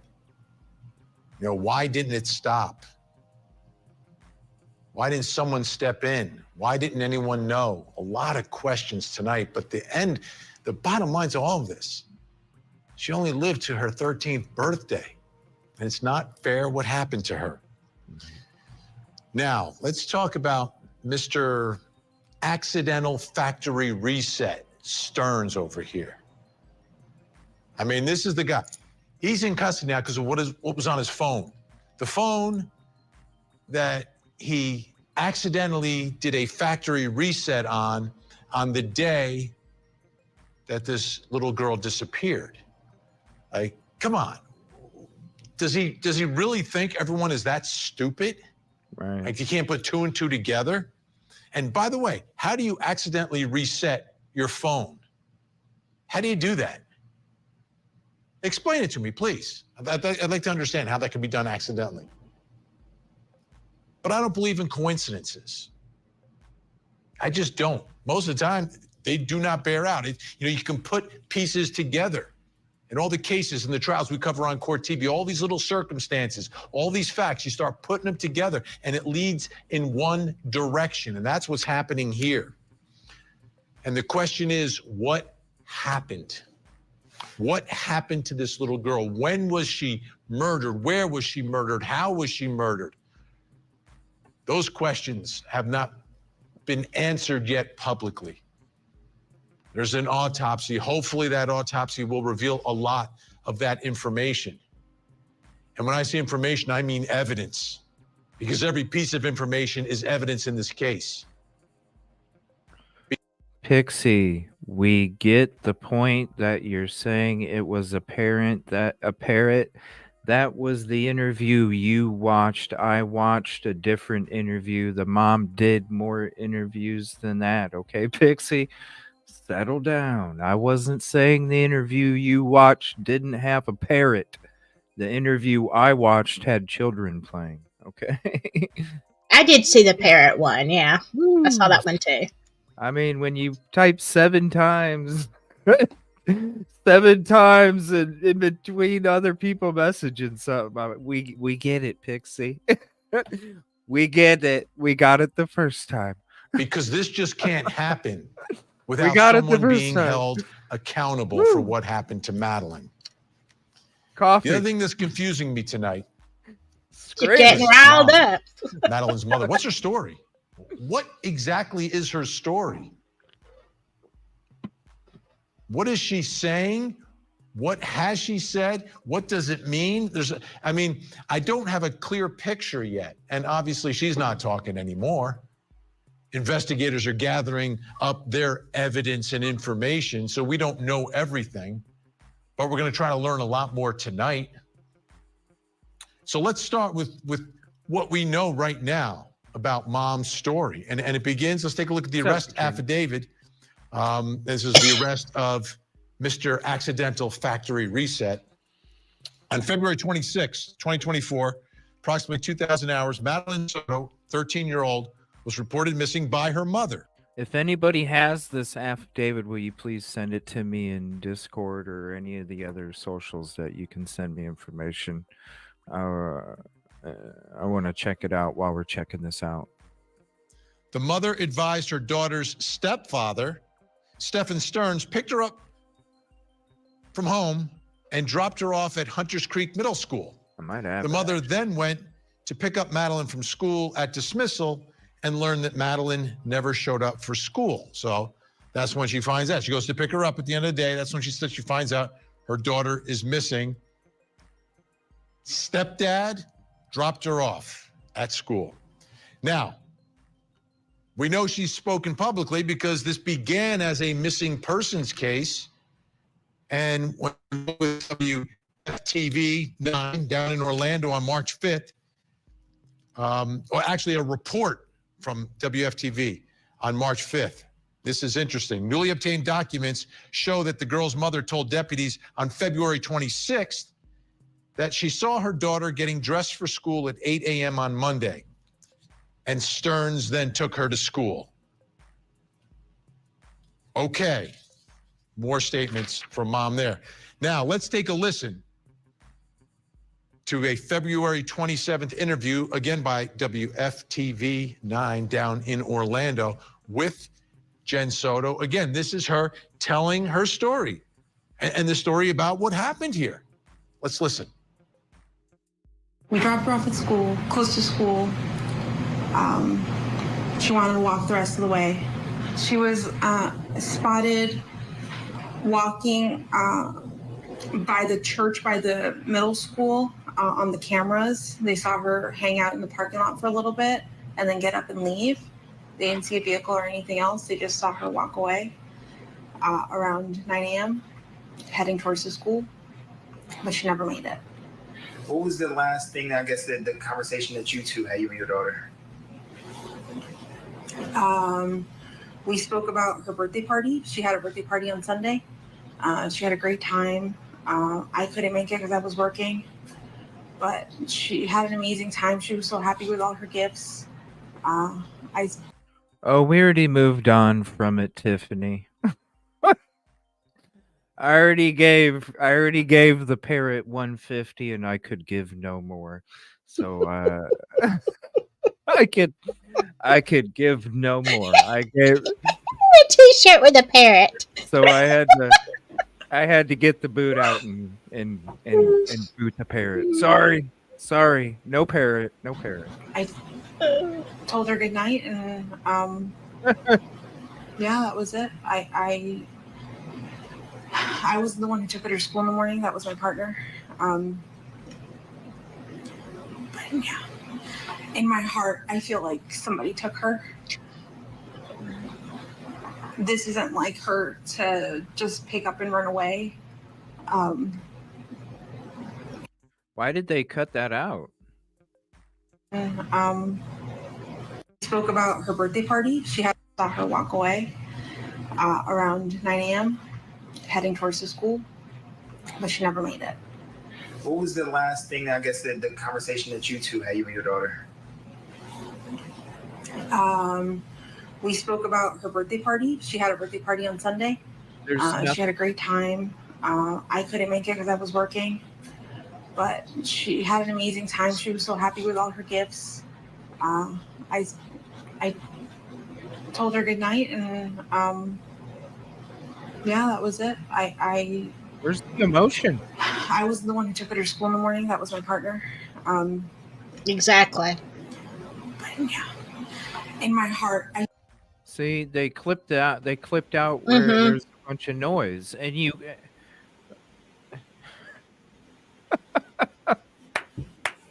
Right, Market, but I mean, I love you, but damn, I mean, shit. I've already, when I said, hey, you messaged the same thing 7 times in between other community members saying something. I mean, I got you, but damn, it just kept going and going and going, and we discuss more than just parrots over here.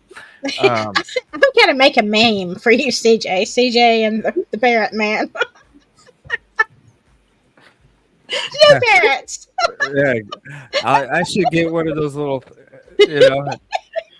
What's up, Jimmy? Get you an eye patch. Just be a pirate. Go ahead and be a whole pirate. Yeah, that'd be sweet. Get a little guy right here, and he can hang out. That'd be awesome. That would be sweet to have some kind of pet or something or something to hang around. But no, we don't put makeup on or do any kind of shows or any kind of tricks or anything like that. So that's on other YouTube channels, and we don't do any cooking over here either. So Yeah. go ahead and check one of those out. All right. Stick to cooking. No, we're good. But yeah, there's no emotion in her. You No. just lost your damn daughter. Pebbles. Yeah. The parrot whisper. Look, I'm gonna make something. I'm gonna make you a meme. I promise you, CJ.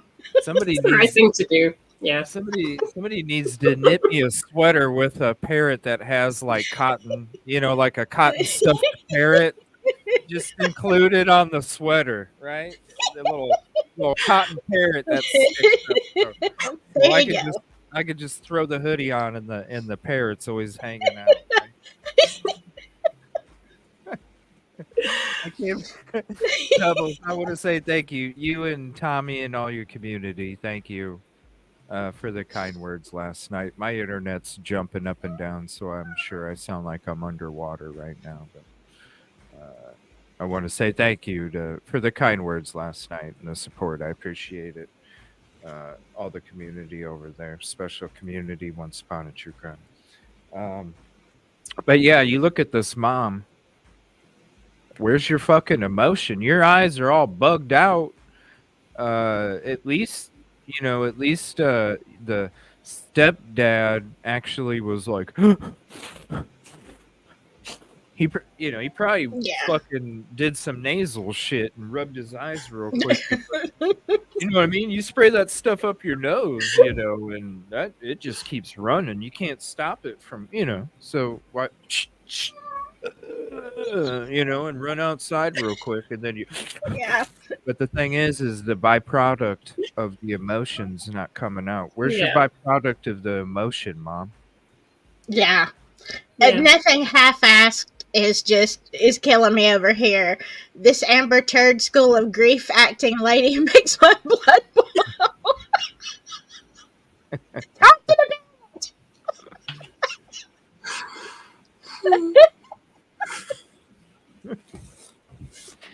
Oh, nothing half-assed. Good afternoon. Yeah, cut some onion. Something. We got carrots and parrots and cooking. Parrot stew. There we go. There That's probably what they're gonna go spread now. Is there's parrot stew being made. There's parrot stew. Look, go check the video. Go check the video. Trust me. Watch it. Trust me. Watch it. Go check it out. Parrot stew, dude. There you go. Everything's gonna be all right. It's all good. The sun came up today. It's beautiful. All right. Oh, I love life. I love life. I feel like somebody took her. This isn't like her to just pick up and run away, or just not go to school. Where's the tear? I don't know what to think. She was last seen wearing a green hoodie, black shorts, white Crocs, a black JanSport backpack with gray hibiscus flowers on it. She got dropped off in the morning. We did not notice until after school pickup at 4 o'clock when I went to go pick her up, and she wasn't at school. All right, when you put all this stuff together, I'm hearing some clear contradictions, some holes in the story, and some ambiguities. Didn't I want to take some time tonight to try to clear things up as best we can at this point. Didn't the school call the mom? Like, if your child didn't show up.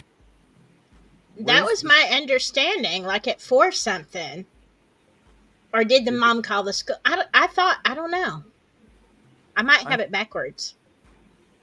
Okay, well, no, but they're saying in this video that the story was they dropped her off, but they dropped her off a little bit of ways because she didn't want to show up. She was embarrassed or whatever. But then they said that they had video of him dumping her items and also pictures showing her deceased. I mean, because when the police came out, when they arrested the dad, right, with the phone stuff, and police came out, I remember hearing the reports because they still hadn't found her yet, and that's when I was like, oh my gosh, when do you ever hear LE saying, "We're guaranteeing that she's passed"? Like, when do you Right. hear that with a search, right?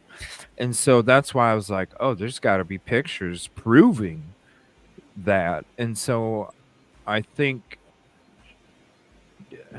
I'm confused. I thought she didn't make it to school.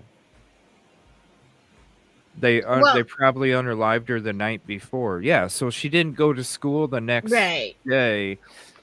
And I'm wondering if the images, like, thank God he was dumb enough to take a fucking picture. Exactly. Like, dude, what? Like, hello. Well, I mean, yeah. And when it first came out, they were saying she didn't come back from school. But then they said, well, he took her to school. But then you see the live. Apparently, there was some kind of camera that saw her at 8 something in the car, and they thought she was unalived. So that means the whole time that the mom was saying, "My daughter is missing. Where's my daughter?" She already knew that she was unalived. That's why she Yeah. wasn't crying. That's why she wasn't crying. And the really sad part is if he took a picture to show you, like, Yeah. you better show me, right? Man, if you had any image, even the guy, I don't give a fuck if you feel justified or not. If you could sit there and see a child's dead corpse in your mind, whether you're not saying it, and you can't cry then, oh man, the spirits that are inside your soul. Yeah. How Yeah. could, especially the mom? You didn't even cry, number one, because she was gone, and you didn't even cry, number two, because if you knew and saw the proof, and you didn't cry then? Yeah. Oh my gosh. Oh my gosh. Exactly. Yeah. It's Burn in hell, burn in Yeah. hell. That's the how way I I feel. fuck yeah. Of Yeah. this investigation. So we got to go on the ground down to Orlando to some folks who are working this story. Joining me in Orlando, Florida, WFTV investigative reporter Shannon Butler. Shannon, great to see you tonight. Good to see you, Vinny. Also with us, editor of the Osceola News Gazette, Ken Jackson, also working this story. Thank you so much, Ken, for joining us. All right. Let me start here. Shannon, from your perspective, how clear is it about this birthday party that takes place on Sunday, going to school on Monday, who's in the house, who's not in the house, who's going where? Is there any clarity to what's going on there before this alleged drive to school? Well, that's the time frame that we're still trying to piece together as we try to look at this timeline of events. We know that the birthday party happened. We know at some point she was in that home. We don't know who was in the home with her at the time because the stories have not been clear. We've talked to Stephen Stearns, we've talked to Jen Soto, and the stories weren't quite clear about what happened then. All we know is they claim that he took her to school, and that's when she had vanished. Now, Ken, I want to put up the first contradiction that I'm seeing in some of these statements that have been made public. The affidavit states that Jen told deputies her partner, Stephen Stearns, dropped Madeline off at Hunters Creek Middle School on the morning of February 26th. When interviewed by WFTV on February 27th, Jen says Stephen Stearns dropped Madeline off near the school. What about that drive? It's probably where he put her Was bomb. that drive made? Where's he driving that morning? And is there any evidence of him being anywhere near the school that day? Well, first of all, Vinny, thanks for having me on. If you look closely at that map, first of all, something I want to say about that neighborhood is if you notice right there on Town Loop Boulevard, the church and the school are separated by State Road 417, which is a elevated toll road. So to say that they're really near the school, you can't see the school from the church. So there's that. And then we do have the inconsistency of, in the affidavit, the mention is that Stephen dropped her off. And then we hear from the mom that we dropped her off. So that's something that we're trying to confirm right now. I did speak informally with a member of Kissimmee Police Department on, let's see, today's third, on Tuesday night. They're now the lead agency in the investigation. I was there for an unrelated event. And I asked about any investigation that's currently going on in the mother. To tell you how tight this investigation is right now, all I was told, and I'm paraphrasing here, was that we have a focused investigation going on in order to present an airtight case to the state attorney's office. That's all the Kissimmee Police Department is saying right now. And you need that airtight case. I mean, Shannon knows I spent a lot of time down there in Central Florida. Was it more than a decade ago? And we thought that case was airtight. All right, Shannon, here's another contradiction I'm seeing. In her interview with WFTV, Jen says, and this is what Ken just said, we dropped Madeline off for school. In the same interview, Jen says her partner, Stephen Stearns, dropped Madeline off for school. What do you make of that contradiction, the we versus like, oh no, he did it? Hello. Well, I think at first when she told that story before we know what we know now, we just thought it was one of those conversations where you have, you know, you and your husband, you're like, oh, we dropped her off at school at 8 o'clock. But then when that affidavit came out and an initial report that says something completely different, about when she last saw her daughter, we started to go back to that interview and listen to it again. She told us twice in that interview that we dropped her off at school. And then she says, well, I didn't drop her off. My partner dropped her off. That's another thing. She calls him a partner. Right. We've heard it's the stepdad. We've heard it's the boyfriend. Also, that's unclear about that relationship. Already trying to distance herself from the dude. He was just my partner. I'm not even saying that the dude was like, he's your stepdad, even though we're not married. But now, according to news, and that's my partner, because she knows shit's about to hit the fan. Yeah, she knows. Did he live with them? They lived together, right? Yes. Yeah. Which is strange, because I saw in the affidavit it said he picked her up for school. So does he work nights or? Who knows? She said we, now she says he. She says we, now she says he. Who knows? What's the fucking real story? I'm wondering if I wonder if dude is telling him what the hell, like what's going on with the interrogation there.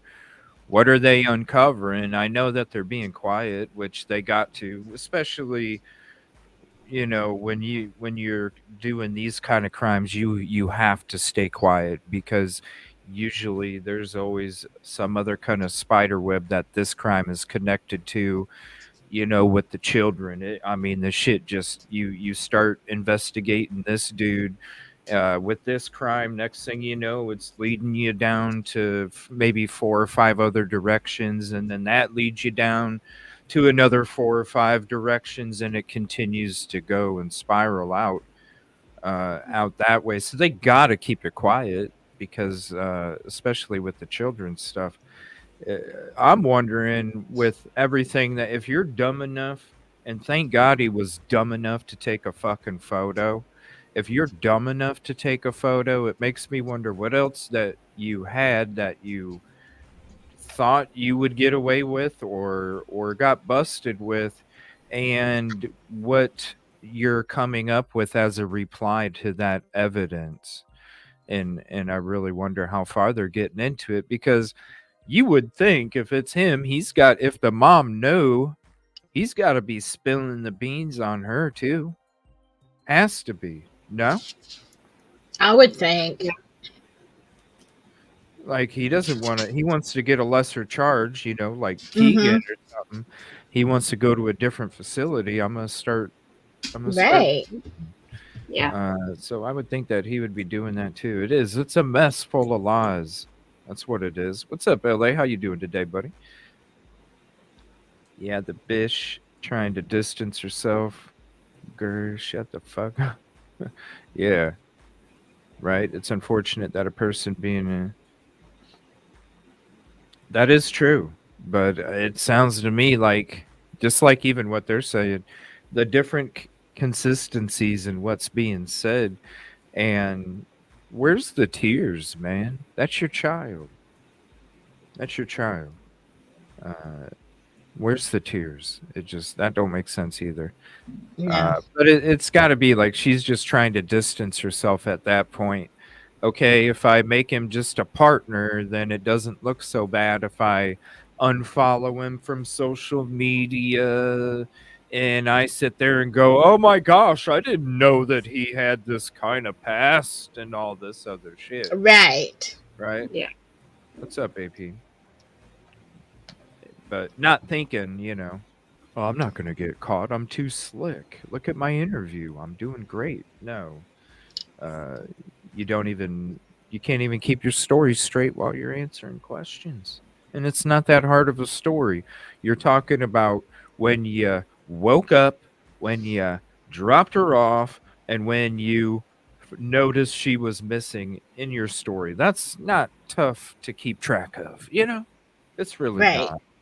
So it was a bad job in trying to persuade everybody into a different direction.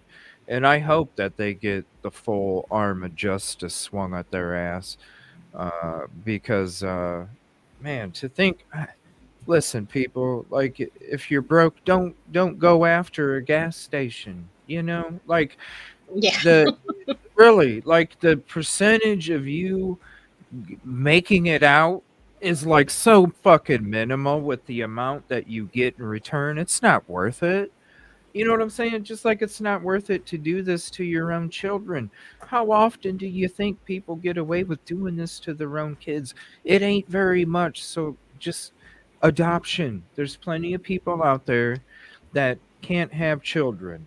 If you True. can't do what you should, then let somebody else do it, because every child deserves to have every amount of love from the very beginning, and as soon as they enter this world. The percentages are this: just go give them up for adoption. Don't do this crazy ass shit. Don't get rid of them, all this other stuff. No, just give them to somebody else that cries every night because they genetically can't have children and they want one so bad. Right. Use the energy for positivity. If you know that you're a piece of shit, use your energy for positivity and let that child get that experience, because every child deserves it. Period. All right, we'll get back to this. Sorry about that little rant. Too. So we know she wasn't dropped off near her school or at school, because the video evidence that the deputies have and police now have, that doesn't add up. It was nowhere near the school. Next contradiction. Told WFTV that Madeline was spotted on camera in the church parking lot walking towards the school around 9 a.m. on February 26th. And this is what Shannon's saying. Police say video evidence leads them to believe Madeline was already deceased 8:19 a.m. on February 26th, when video footage shows Stephen Stern's car at their apartment complex and Madeline's body is visible. Ken, what? This was the part of that interview that confused me the most, because she's referencing something about being on camera at 9 a.m. That's impossible. Do we even know if there is surveillance video at that church? So they saw her from surveillance. Well, we know that there is surveillance camera at the church, but we don't have we don't at 9 o'clock. We don't have her on that now. Something else that we're trying to confirm right now is that we're trying to confirm part of the affidavit was that they have it on camera that Stefan dumped some of Madeline's items, the backpack and the laptop, in a dumpster. What we're trying to confirm now is if they were found in the apartment complex where Stern's address is listed on one of the charging affidavits. Now that's on the west, about the northwest side of Kissimmee. Unfortunately, it's a gated community, so it's not like we can all just head on in there and look for ourselves. But they have not been able to confirm, and at least we have not been able to confirm that that's the dumpster. But that would have been a full, because I know my daughter's in 9th grade, so she just got out of middle school. So I know middle school goes in around 9 o'clock, a little after 9 o'clock. The timing from the affidavit says that they saw the car about 7:45. It dumped the items in the dumpster, and then at 8:19 they was on camera again with what they think is Madeline inside the car. They believe that at least the Orange County investigators believe that she was already dead. So there's a lot of things in here that aren't adding up that we're hoping will come clear once the investigation is revealed by Kissimmee Police. What'd they do? See the footage and see her not moving in the back seat or something? That's what I understood. How do you? Yeah, how do you tell? Yeah. I mean, I guess you would expect somebody to move a little bit, even, just a little. Yeah. Or maybe the position or the expression. I don't know. But I always wondered when she was still missing, and they said that she had been in the church parking lot and there was, a camera. You know how usually when they have these cases of missing, they show that video like right away. It's nationwide. Like, if you remember the one of the guy, grabbing the girl. Anyway, and I always kept waiting for the video and thinking, why aren't they showing the video from the church? But they may not even have video. Yeah, I mean, I heard something about the mom was trying to pretend. Maybe this is why, because I had heard that the mom was trying to pretend to be her in this footage or something. Oh my Because God. they wanted to have like footage to back up their story or something like that. I don't know if it's true or not, but that's just what I was hearing last night. And maybe that's why, because they could already tell from the beginning that it wasn't a child in the footage. So they didn't even give the video.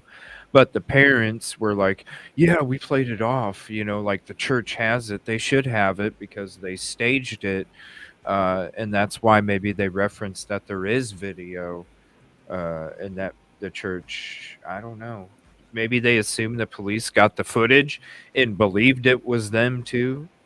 And that's why she ran. Well, I told them about the church video and she's probably going, yeah, now they're buying the church video. So yeah. And then you don't see it because you don't see a kid. You see a shitty ass acting display like you have the whole time since they've been doing interviews and stuff. Is the biological? That's what I'm wondering. Was the dad around? I mean, I know, shit. I would be looking up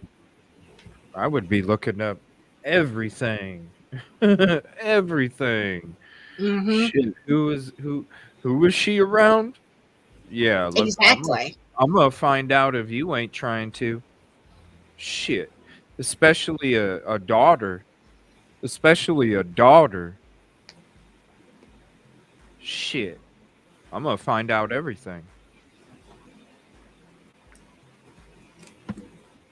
Yeah, it is a good question. I wonder where the dad was at. They said that it wasn't her biological father, so I'm wondering. It is a good question. Another contradiction, Shannon. Ready? Here we go. According to a WFTV report, Jen Soto told deputies she last saw her daughter 8 a.m. on Monday, February 26th, getting dressed before school. But she also told you guys in an interview she last spoke to her daughter on Sunday, February 25th. So to me, this is the biggest mystery that I have. Where's mom in the morning? Who's in the house? When could this have happened? Where was the party? What time was the party? Where was mom? Did mom speak to her in person? Did she speak to her on the phone? Any clarity on any of this, Shannon? Well, we know that her mom said that she was not at the party, and I think folks at that party confirmed that she was not there. She somehow was back in that apartment, and not for the mom to say that she had that long conversation with her about how excited she was about the party, how she liked her gifts. We have video of that birthday party. We know that the little girl did celebrate her birthday, but once she got home, that's the problem that we're having. Did you say goodnight to your daughter as you told us originally, and then someone told you that he took her to school? Because then in the affidavit or the incident report, the first responding deputies, when they talked to her, she said she saw her get dressed for school. Then she saw Stephen Stearns drive her then to school around 8:30. But remember that video evidence at 8:19, according to I have a question.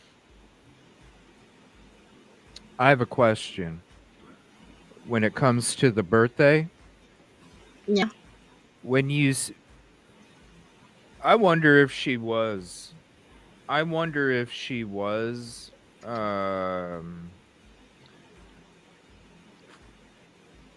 she was inseminated and things naturally were taking place, right? And this is what I'm wondering, because I'm looking at that last picture and I'm going, okay, that's her birthday. She does look a little thicker than the other pictures that I'm noticing. I'm wondering, two things. Number one, if that's true, did it get to a point where they're like, okay, we can't not address this because now it's getting to a stage where the body is it's going to start going beyond just a little bit of chubby. Yeah. It's going beyond just a little bit of chubby, right?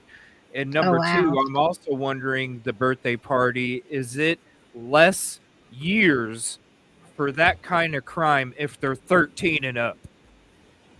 Did they wait till the birthday so they would get, or he would get, a lesser sentence if he got caught? You know, that's a good question, because I would think, I mean, I don't know what the laws are in the state, but that does make sense. If at least she was a teenager, maybe it would be less. And maybe if she was, as you said, getting thicker, you would face charges regardless, but maybe that was the reason for the unaliving. Because why would they wait? Why would you do it on the birthday? You know what I mean? Yeah. Like, to me, if it was like, shit, I'm doing it because of this, well, then you're not going to wait till your birthday unless there's an extra incentive for you to wait, which would be a lesser crime because of the difference in age bracket. Right. If that is the case, in terms of the charges, is that one or two victims? I know how it works here. You mean if she was if she was in the family way? It all depends on the state. Yeah. You know, when it comes to their laws on what they consider when life starts taking place. It's all, when it comes to the different states, each state has their own kind of you know, what's the word, Silky? Like guidelines,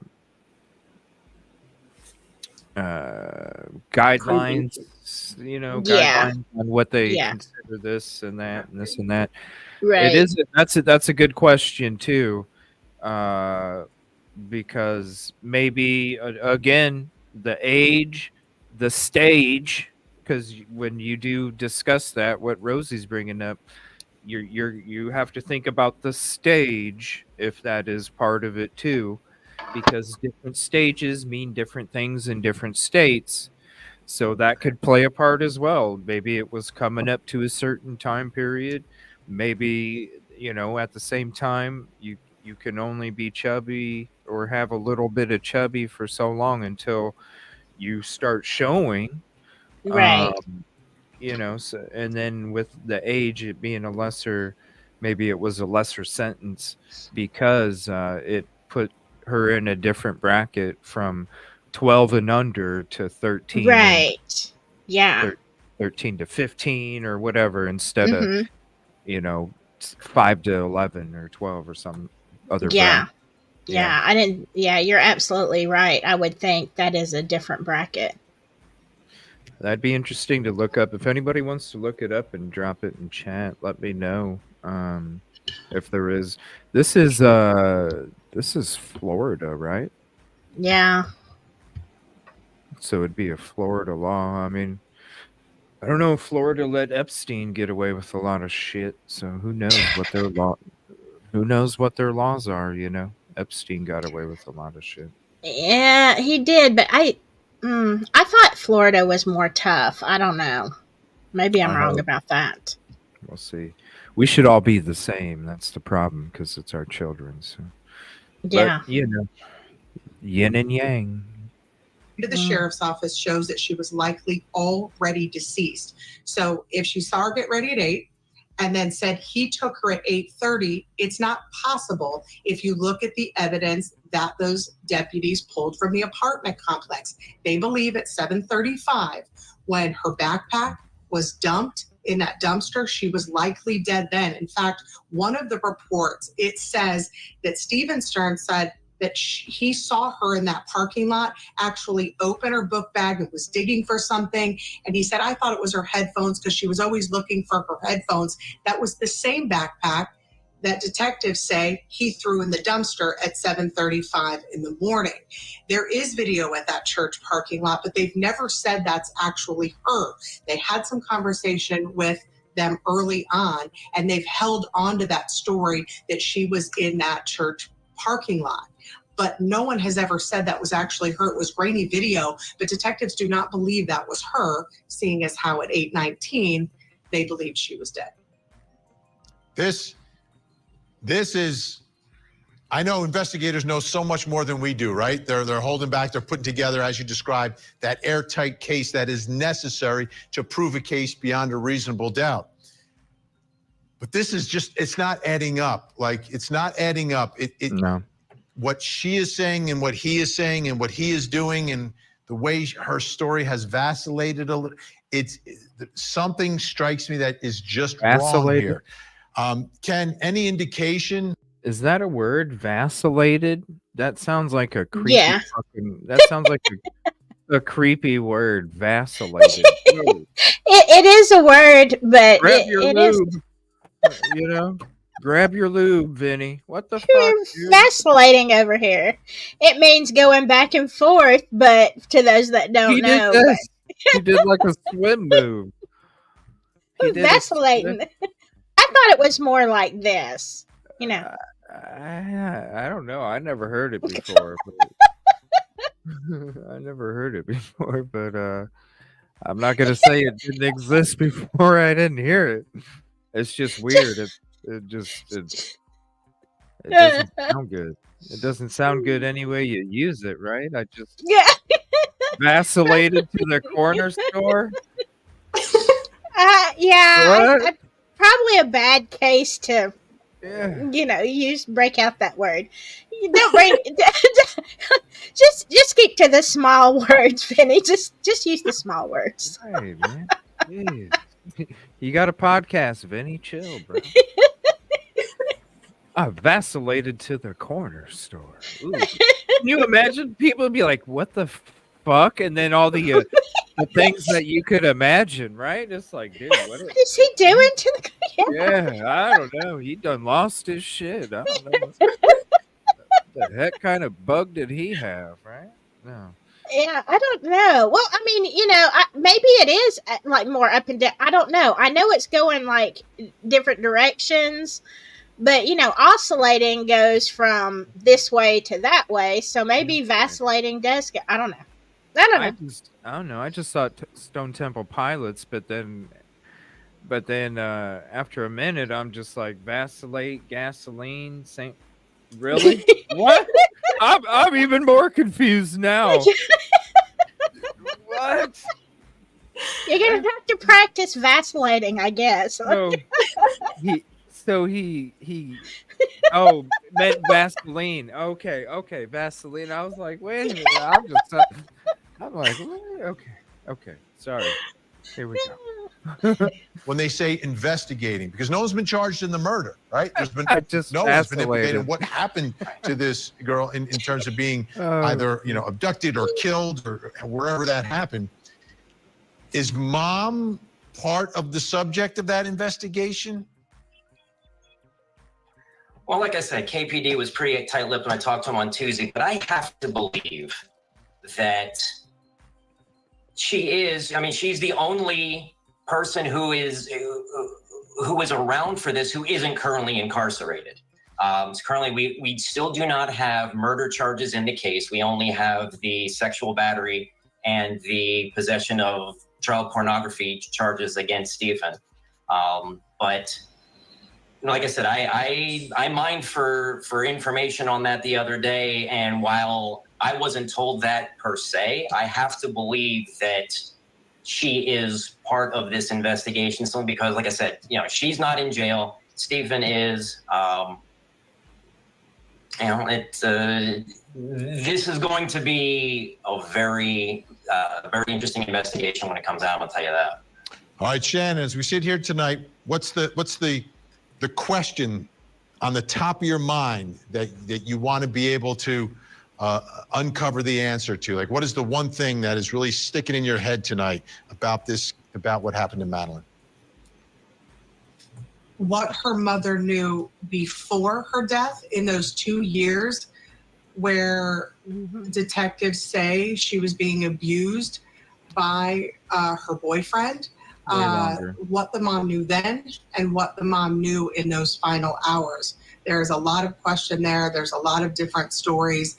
I think investigators are still trying to piece together. We're still trying to piece that together. I think until we know that, because remember, there's two separate investigations going on here. What happened before and what happened leading up to it and after.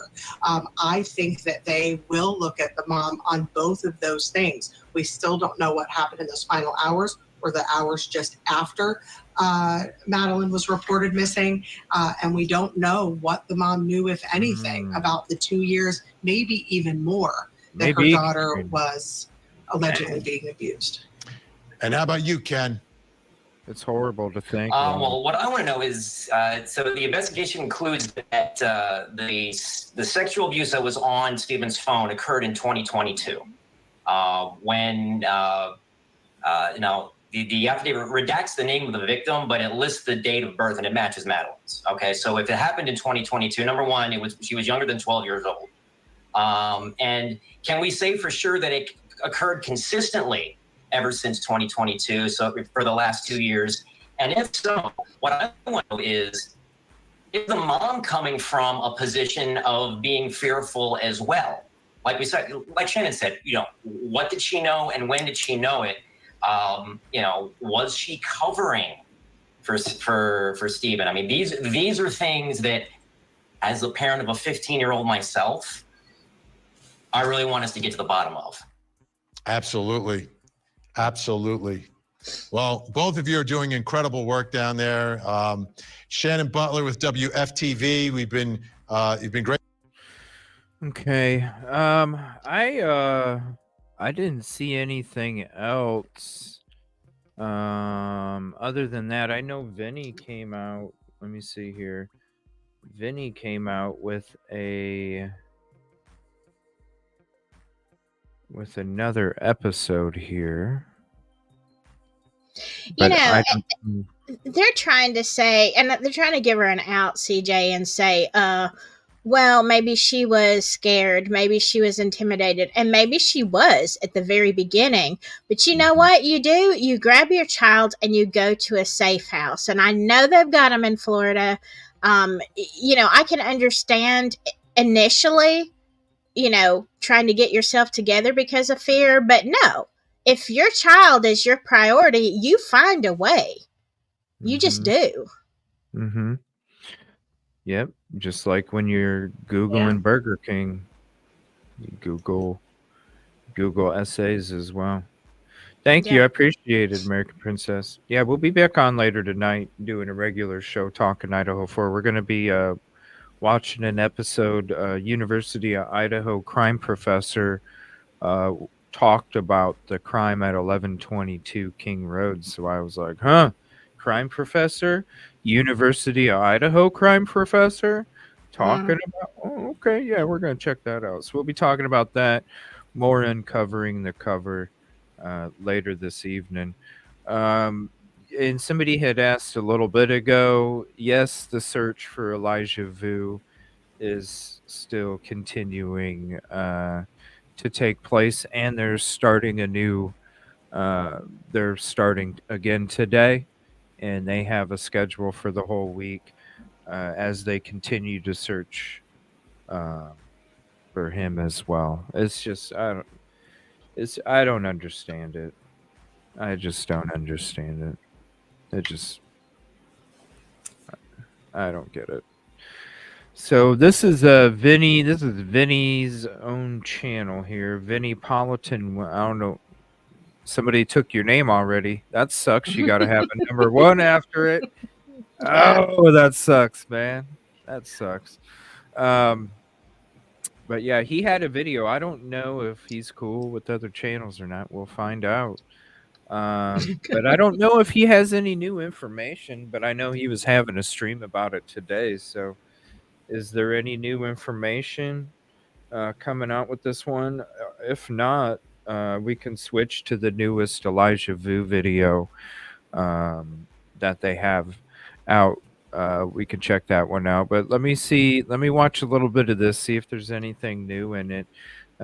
Drop a comment in the show if you know, and if there's any other updates as well. All right, folks, we're live. Great to have you with us on this Monday afternoon. We'll be here for a short while. Got to get ready, but I need to talk about Madeline Soto's mom, and still tons of questions left and right, every which way going on right now. Thank you for joining us. All right. Got a lot of people checking in.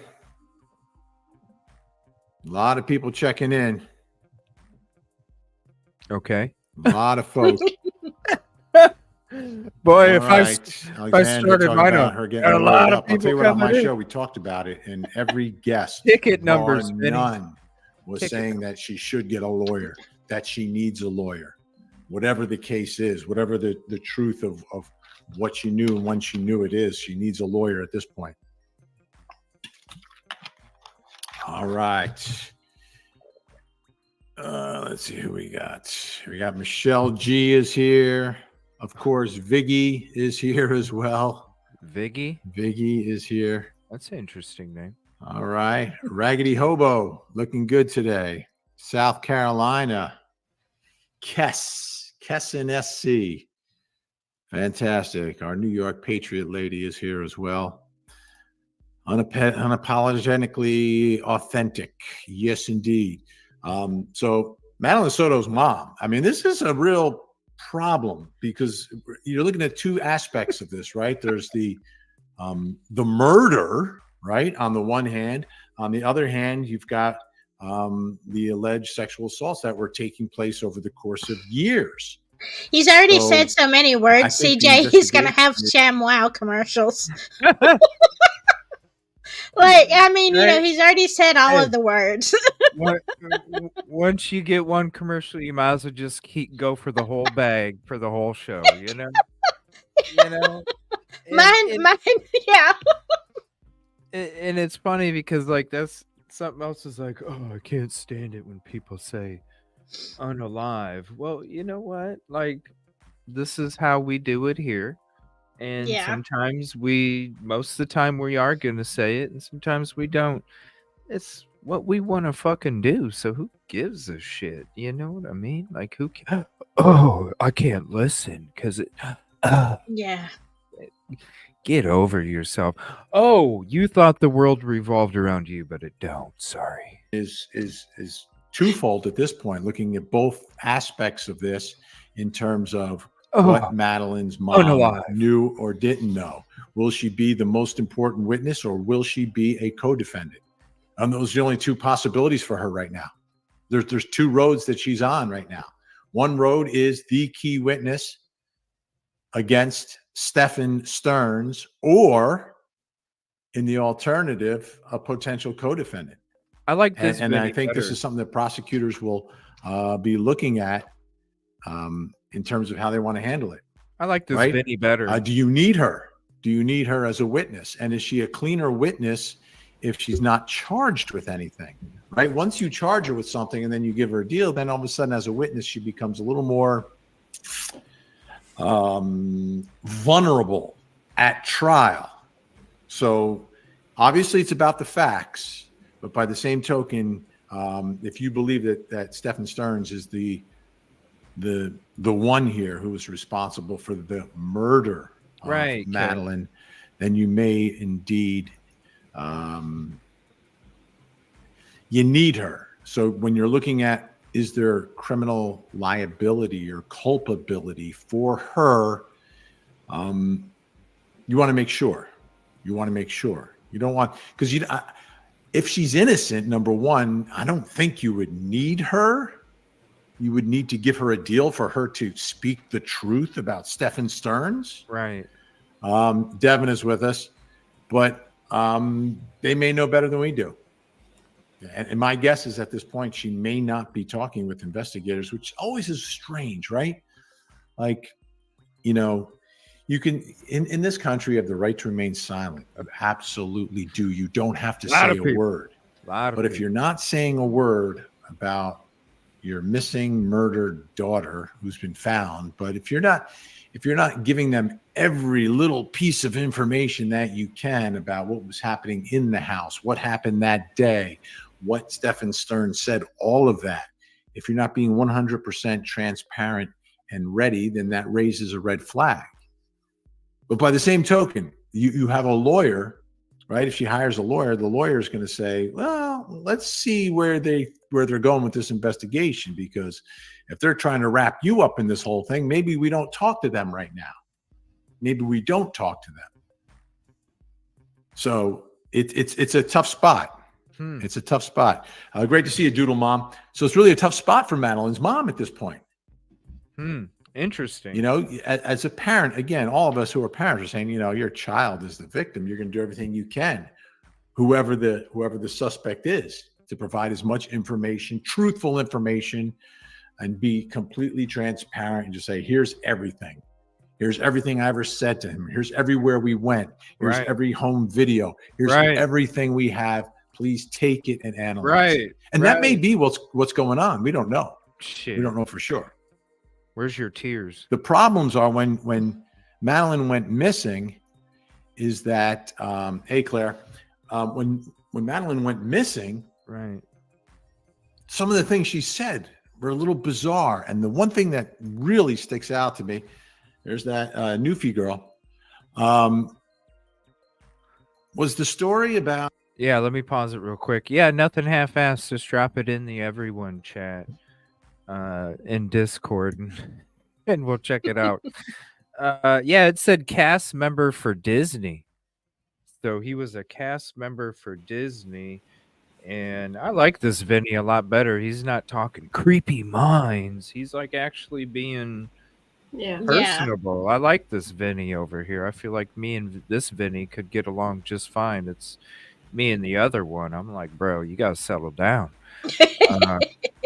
For real, you can be outrageous on TV. This I don't know. He just needs like, a parrot. Yeah, right. And somebody to mention it 8 times. Wake up. I never saw the first one. Is this when he's talking about the mom? I don't see how the mom could not know. I'm just I don't know. Maybe I'm no, I'm not being sensitive to it. I look at it. I look at the actions. I look at the story changes. Look, if Right. you are in that position, right? And once he gets arrested, it's fair game. You bring it all up. You know, if you want to hide Exactly. in an interview while he's standing behind you, I get it. You know, your story changes. I get it. You're nervous. I get it. Once he's arrested and in cuffs, you're free, baby. Why in the hell ain't you saying shit? Why ain't you doing what Vinny's doing? Here's video. Here's our texts. Here's our photos. Here's everything. Yeah. No, Right. she lawyers up. She Yeah, I'd be lawyers. singing like a bird. You know, if I was Exactly. innocent in that situation and he was locked up, yeah, I'd be singing. Yep. As soon as he had them cuffs on, and you know he's going down. Yeah. Hey, and if you're, he might come back. Okay, well, guess what? By the next morning, you know he ain't coming back because you already know what's going on. That Right. morning, if it wasn't that night, that morning, here you go, Ellie. Here's everything. Right. Here's everything. I'm singing like a bird for you about I'm Mm-hmm. going to be your best witness, No, she's creating distance. I need a lawyer. Why do you need a lawyer? Cuz you need to defend yourself, obviously. Everybody should get a lawyer. Yes, everybody should get one because you know how they can manipulate shit. But Mm-hmm. damn, Yeah. we're talking about this. That's when you're like, here is everything that I have, officer. But you can still have a lawyer and provide all the sing like a parrot bird or whatever. You know, you can provide all of the information with your lawyer there. It's not Right. like Right. You can. But normally when you're going to give them you're not going to be evasive before you get the lawyer.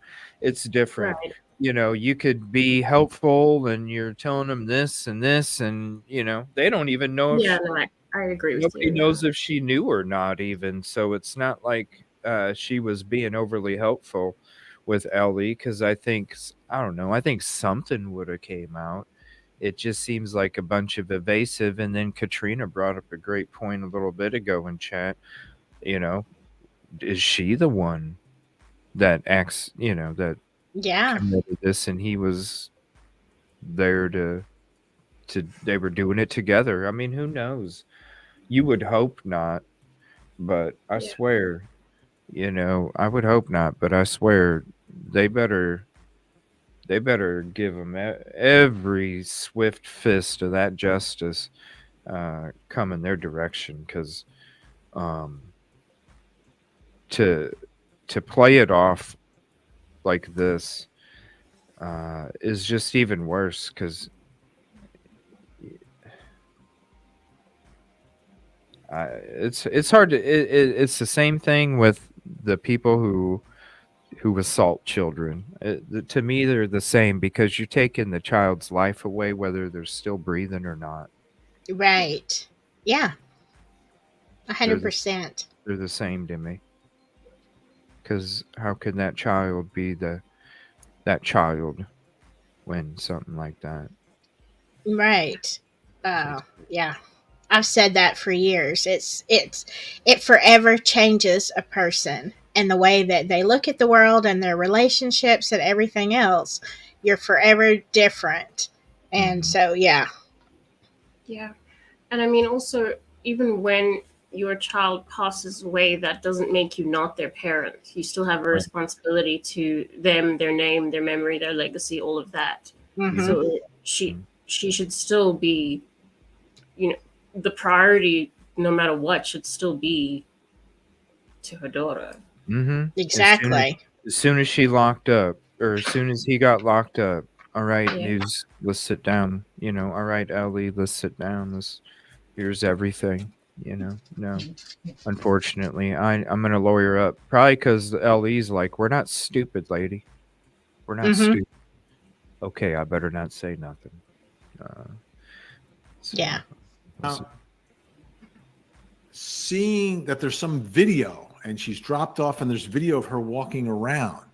What is that? Like she wasn't walking around. Because investigators have put together a timeline that would make that impossible. Hey, Kate and Melissa. And of course, Edeltraud. I'm trying with the German. It's not my first language. Ritzy is with us from Chi-Town. Paula D. Happy Gnosis. Is it Happy Gnosis, right? That's it. Happy Gnosis. Absolutely. Kelly as well. A lot of YouTubers with us. YouTube coming in strong. A lot of people coming. Anyhow. A lot of people. Let me just check something. I just want to make sure that we're streaming everywhere we should be streaming. A lot of people coming in. Because I don't trust some of these. Let's see. Are we streaming where we should be streaming? Oh, that's. Yes, we are. We are live there as well. Excellent. Okay. I'll tell you what, though, Facebook folks, you're being beat right now by YouTube. YouTubers are all over the chat here, all over the chat. Tons from YouTube. Where are you? Where are you, Facebook? You are disappearing. Disappearing. Vinny, people don't use Facebook that much anymore. They switched. Instagram. You can stream to Instagram too, I guess, from StreamYard. But Yeah, I hate Insta.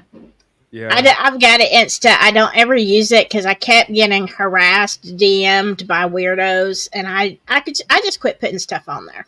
yeah, it's Instagram. Everybody thinks it's a dating website. Yes. I'm like, dude, I am talking about true crime, unalivings, horrific circumstances, and you're like, hey, baby. Mhm. Good morning, gorgeous. I'm like, what is wrong with you? Yeah. What the heck? Yeah. People It's sliding. It's like, did I give you the impression you could just do that? Yeah.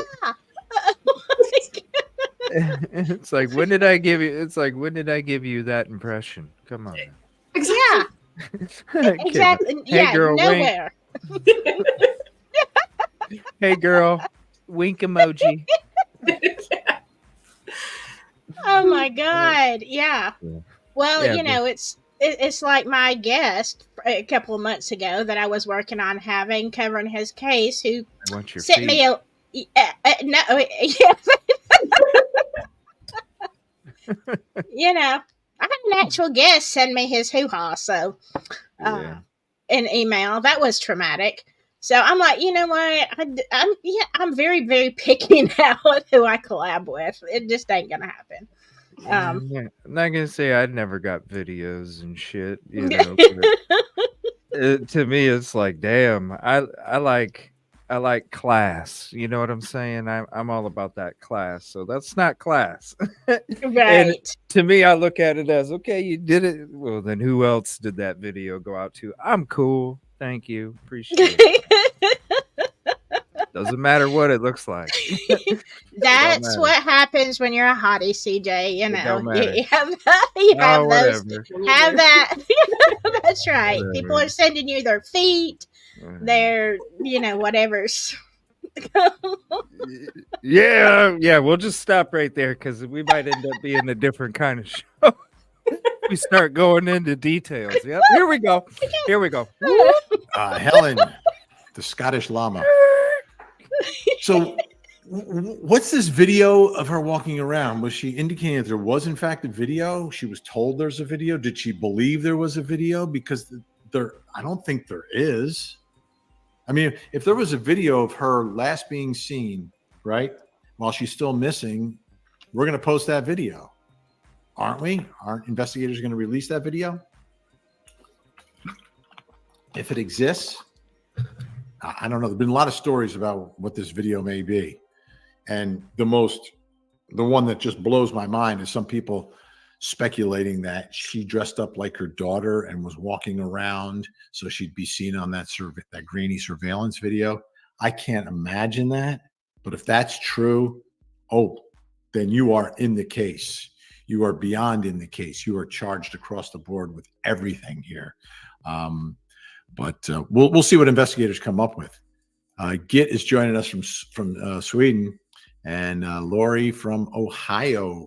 I'm going to pause it real quick. It looks like he's just going to have a general conversation, but I want to share this picture real quick because when I saw this picture, I was like, this just looks like an average, everyday fucking dude that you see at the grocery store, and you wouldn't think, like this picture right here.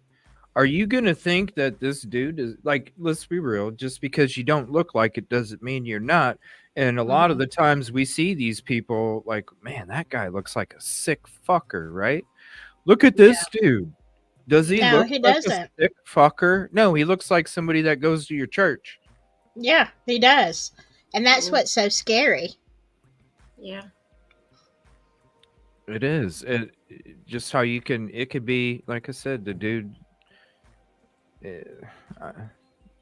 it's horrible. Like you could sit there and look at that person and go, damn, that looks like this coworker or something, and it's like, I never would have even thought like they.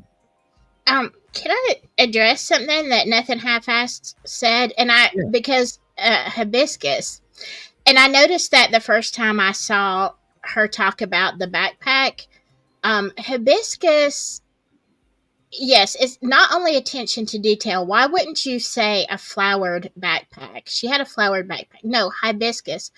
And somewhere, and I've been trying to look for it while I was on here, and I can't find it, but somewhere recently, I learned that that particular flower can be a symbol for CSAM. And if anybody has and that made me wonder, why did she say, because hibiscus is like, what? Why would you say that? Why? My child has a flower, she had a backpack and had flowers on it. Why are you specific about the flower? Right. And I can't find the link that talks about how that particular flower is becoming more of a symbol. So if anybody finds a hibiscus somewhere, why that? Send us a link. Is that where because of fields or something? Or I mean, where does this flower? How does it? It could be because of look up the shape of a flower. It does kind of. Hibiscus looks like. Hold on. I thought it was a biscuit. Hibiscus. No, how do you spell it? She had it right up here. Okay, here it is. Hibiscus. Yeah. It's a red flower. Or wait, maybe not. Colors. It could be, different colors. So, but it has the stem. See. What? Yeah. Because the fucking stem's sticking out of the flower. Is that why? I think that is why it is used as a symbol. Yes. Fuck.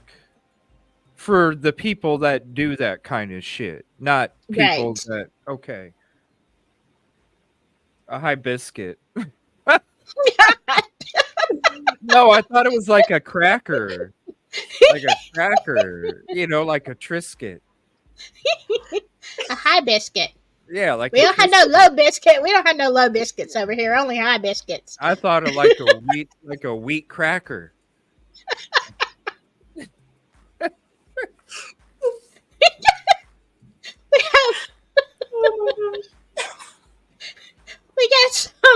We got some sus cakes and high biscuits over here. I'm just being real. You say it's not a cooking show. It's not a cooking show.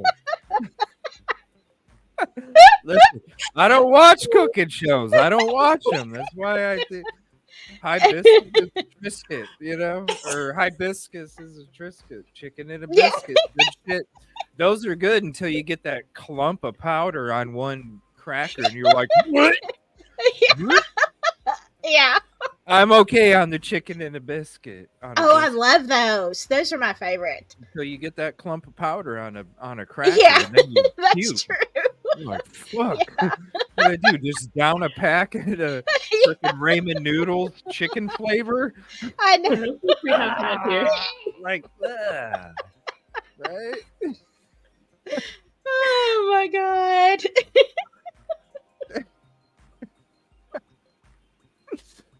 Oh, I'll take a high biscuit. yeah. And a Triscuit. With the meat tray. Yes. Oh yeah. Yeah. Oh my god. That's the flour.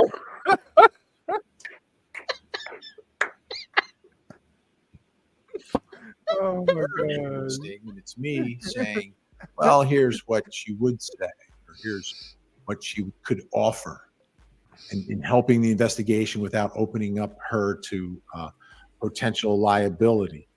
But again, it's a tightrope. It's a tightrope for everybody. It's a tightrope for prosecutors because they don't know everything yet. You know, is she not? Is she part of this? Did she know?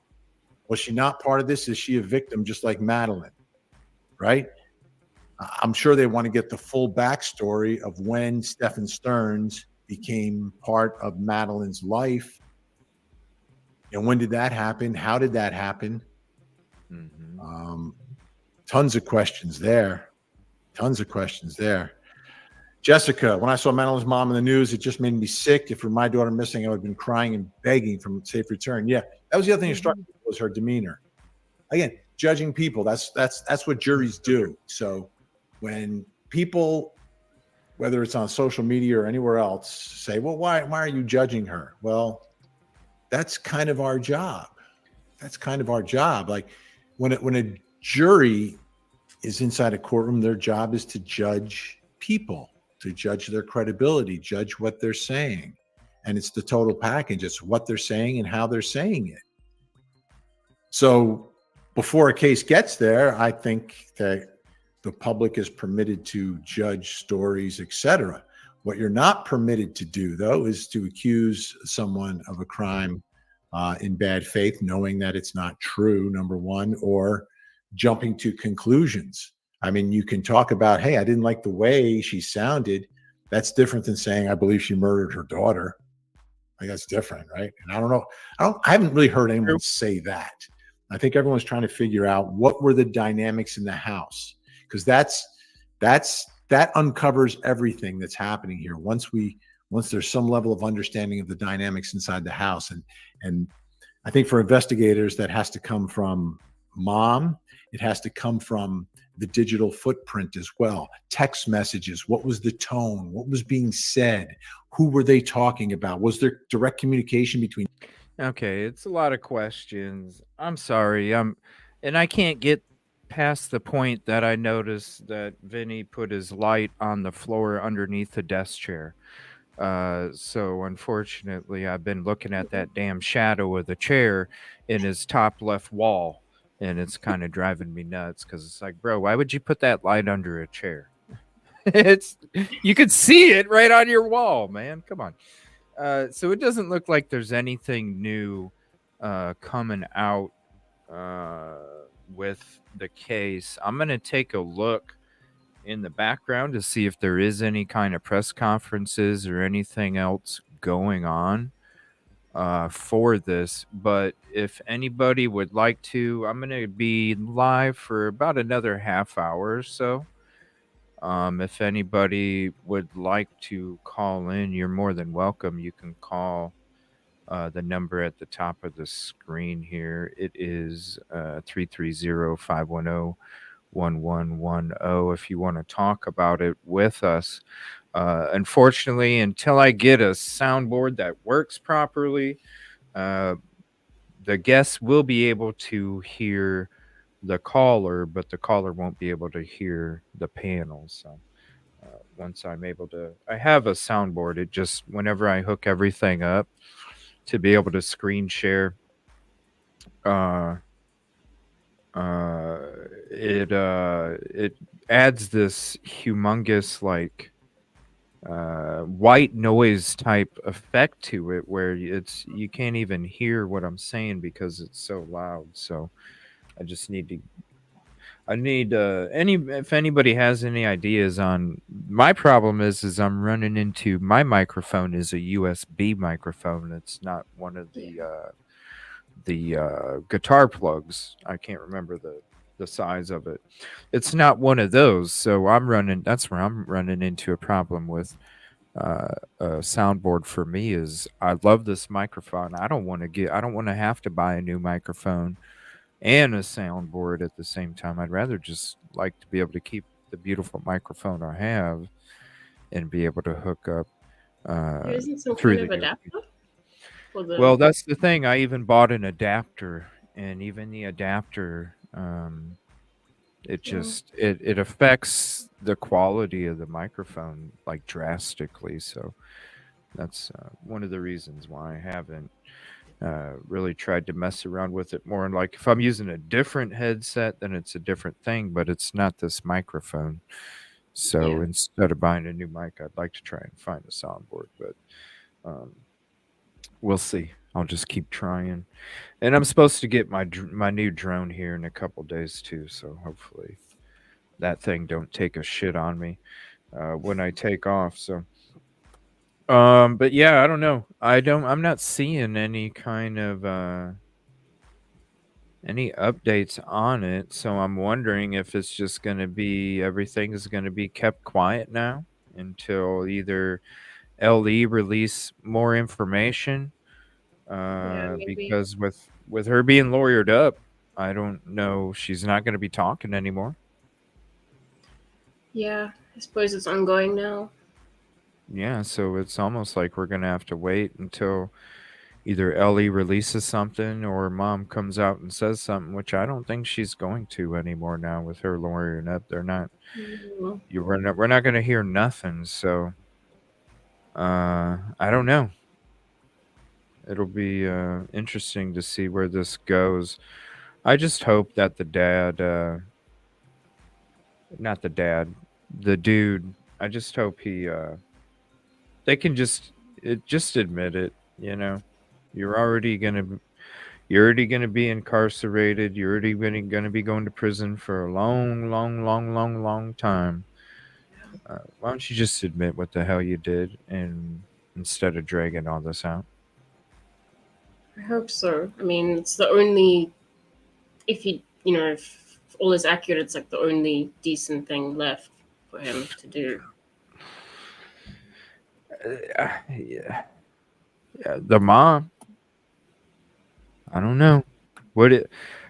It would be interesting to see how many people feel that they think she had something to do with it, and how many don't. I get both sides. To me, it sounds like Vinny. When we were listening to Vinny, to me, it sounds like Vinny. I don't know. Maybe he's not, which I would find this shocking. Maybe he's not looking at it as deep as we are. I don't see Vinny not doing that, but Yeah. he doesn't seem to question things very much right now. I don't understand. Yeah, I guess it's just a wait and see kind of thing as well for him. Mm-hmm. Yeah, what do you find out until unless somebody talks? If anybody wants to call, you're more than welcome. I'm gonna go to this Surviving the Survivor episode here that has that same. Or no, these are different experts. Steven Stearns. So they're analyzing the interview, and this was from yesterday, and also what police still need from him. So let's see what they have to say, and if there is anything more, because I don't even know what exactly. I just whatever they caught him with on his phone, I imagine, is the only thing that he's said. So I don't know. Maybe there's more. And no, you didn't jinx me, Pebbles. The time that I went to fly it before that, it actually like the last 5 minutes I couldn't land it very good because it wouldn't turn to the left. So it was almost at that point where it's like, all right, I'm gonna send it back so I can get a new one. So I think it was already heading in that direction. But thank you, I appreciate that. So yeah, this is them discussing what more police still need from the dad. Orange County, which is I thought was a bit strange. I think there's a good possibility she could have been using somebody else's ad. And by the way, come back tonight. There's the link to tonight's show. We'll be checking out the episode of the University of Idaho crime professor talking on tonight, 7:30. So I'm not sure if there was a breakdown in the notification to the mother. So she was attending school using possibly using a different address. So she lived in another county. Like, why wasn't the mother notified that her daughter wasn't in school? And that could be an issue. There's a lot to look at, but back to the original point is you have to lock these people into stories immediately, a detailed story. The Angel Rock with Laura Lee Potvin, the cousin of the Islanders ice hockey player Dennis Potvin. If this mother was a victim of this monster, David, but was covering for him, what could she potentially be charged with if it turns out to be that? Well, I mean, she could be charged accessory with murder, accessory to murder, accessory after the fact. A whole bunch. Conspiracy. If I think Tim is a 2 or more, it requires a conspiracy, right? So I mean, it could be a number of crimes. Whether or not she was a victim of the defendant really has no bearing in the jury instructions. You know, that could mitigate a sentence later, but in terms of the elements of the crime and the jury structures that are provided in Florida, that doesn't the state of mind doesn't have much of an impact on that, and except for intent, perhaps. I'm going to try to bring. Hey, Daryl, are you hearing us now? Still no go. Daryl's in the background. COE. I feel bad. The guy I can see him in the whatever the waiting room on this software system, and I don't want him. COE. Let him loose if you can't get. I don't want him to sit there the whole time if you can't get connected. So, but I've got a show to handle here. So one of the things we did find out was initially the investigators found evidence that Stefan Stearns was abusing Madeline Soto when she was 12, but then they got a little deeper into the weeds and found out it went back even further. From before she was 12 years old. Tim Jansen, from a criminal perspective, from a legal perspective, what can investigators do to sort of, and they use the word trump up charges, but are they kind of casting a wide net now? So when they bring this to the state attorney's office, they've got more to work with. What's going on here? Well, you have a lot of different areas they can look at. I think they said the little girl's phone was at home. She didn't take it with her. So they'll do a forensic download of her phone. They'll try to get the father's phone, try to get the mother's phone. They'll they'll canvass the school if she had friends, see if she talked to any of her friends about it. And I think I think it's true. You do have kids that sometimes don't want their parents to drop them off at school. They don't want to be seen being driven, not because of the car, but because you're 13, you're just not a little kid anymore. So I can understand that. Drop me off a block away. But this whole the mom wasn't telling the truth, and that's the most important part for the police, is to get interviews quickly, and they know that. And as a defense lawyer, I know that. So I'm not letting my clients go in and make a statement, because you don't know what the investigation is. And sometimes people say things, and they say dumb things, and they sometimes make themselves more of a suspect than they are. But for the most part, the police are pretty savvy. They know what the crime scene is. They know what they're trying. Sometimes they're not only trying to catch people, but they're trying to get rid of people, because they're going to be inundated with calls, tips, and they need to focus and gather evidence right away before it's gone or witnesses' memory's gone. So I normally do not allow my clients to talk without me getting a better understanding, and I'll call investigators and ask them and see what information I can get. And they're not giving me much information, right? but they want him to come in. So we have this little dance routine. But there are times I do go in. My client goes in, and it usually helps both sides because they can get their questions and go on to the next suspect. And I'm not sure I answered your question. I went off on a tangent. No, I think you did. But Tim, another question for you: does this mom, Jennifer Soto, need an attorney yesterday? What is she waiting for here? She does, and it's really bad that people think just because she gets a lawyer, she must have done something wrong. But there are some things, like if she did know he was molesting the child, there is no defense for her that she was being molested also. That husband goes away, she could take him down to the police station right away. You have an obligation to protect that child. And if you know it's going on and you allow it to go on, you're a co-conspirator. Yep. Right? And she could be charged with co-conspirator with capital sexual battery. Better. If she knew he was going to kill him, co-conspirator of first-degree murder. Better. She better. Darby, it does seem like this guy, Stefan Stearns, the boyfriend of the mother, was videotaping and taking pictures. Are there different levels to these offenders? I mean, Tim talked about capital sexual assault. This seems to be one of the worst cases. But what about this fact that he was ratcheting it up and literally videotaping and filming her? I mean, that's a pretty pathological level, but I really hate to say that any human being that is a pedophile is less, is in better shape. Like, there's the continuum is pretty short when you are sexually harming a child. It doesn't really matter if you're taking pictures or not. That would kind of go to his power or empowerment.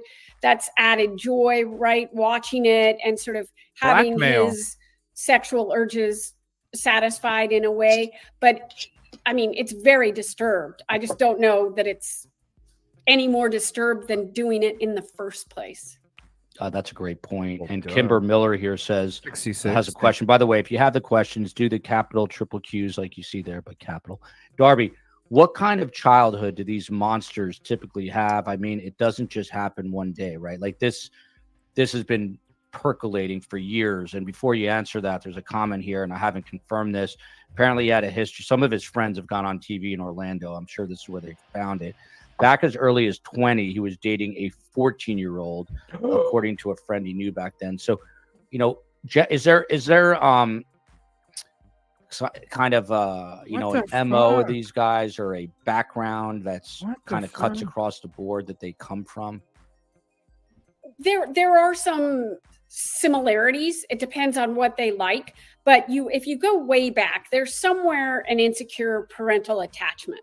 There's somewhere a ruptured attachment with your the trusting figures in your life, whether it's your parents or you're in a custodial situation. That's where it starts. And it's really begins with a notion of rejection.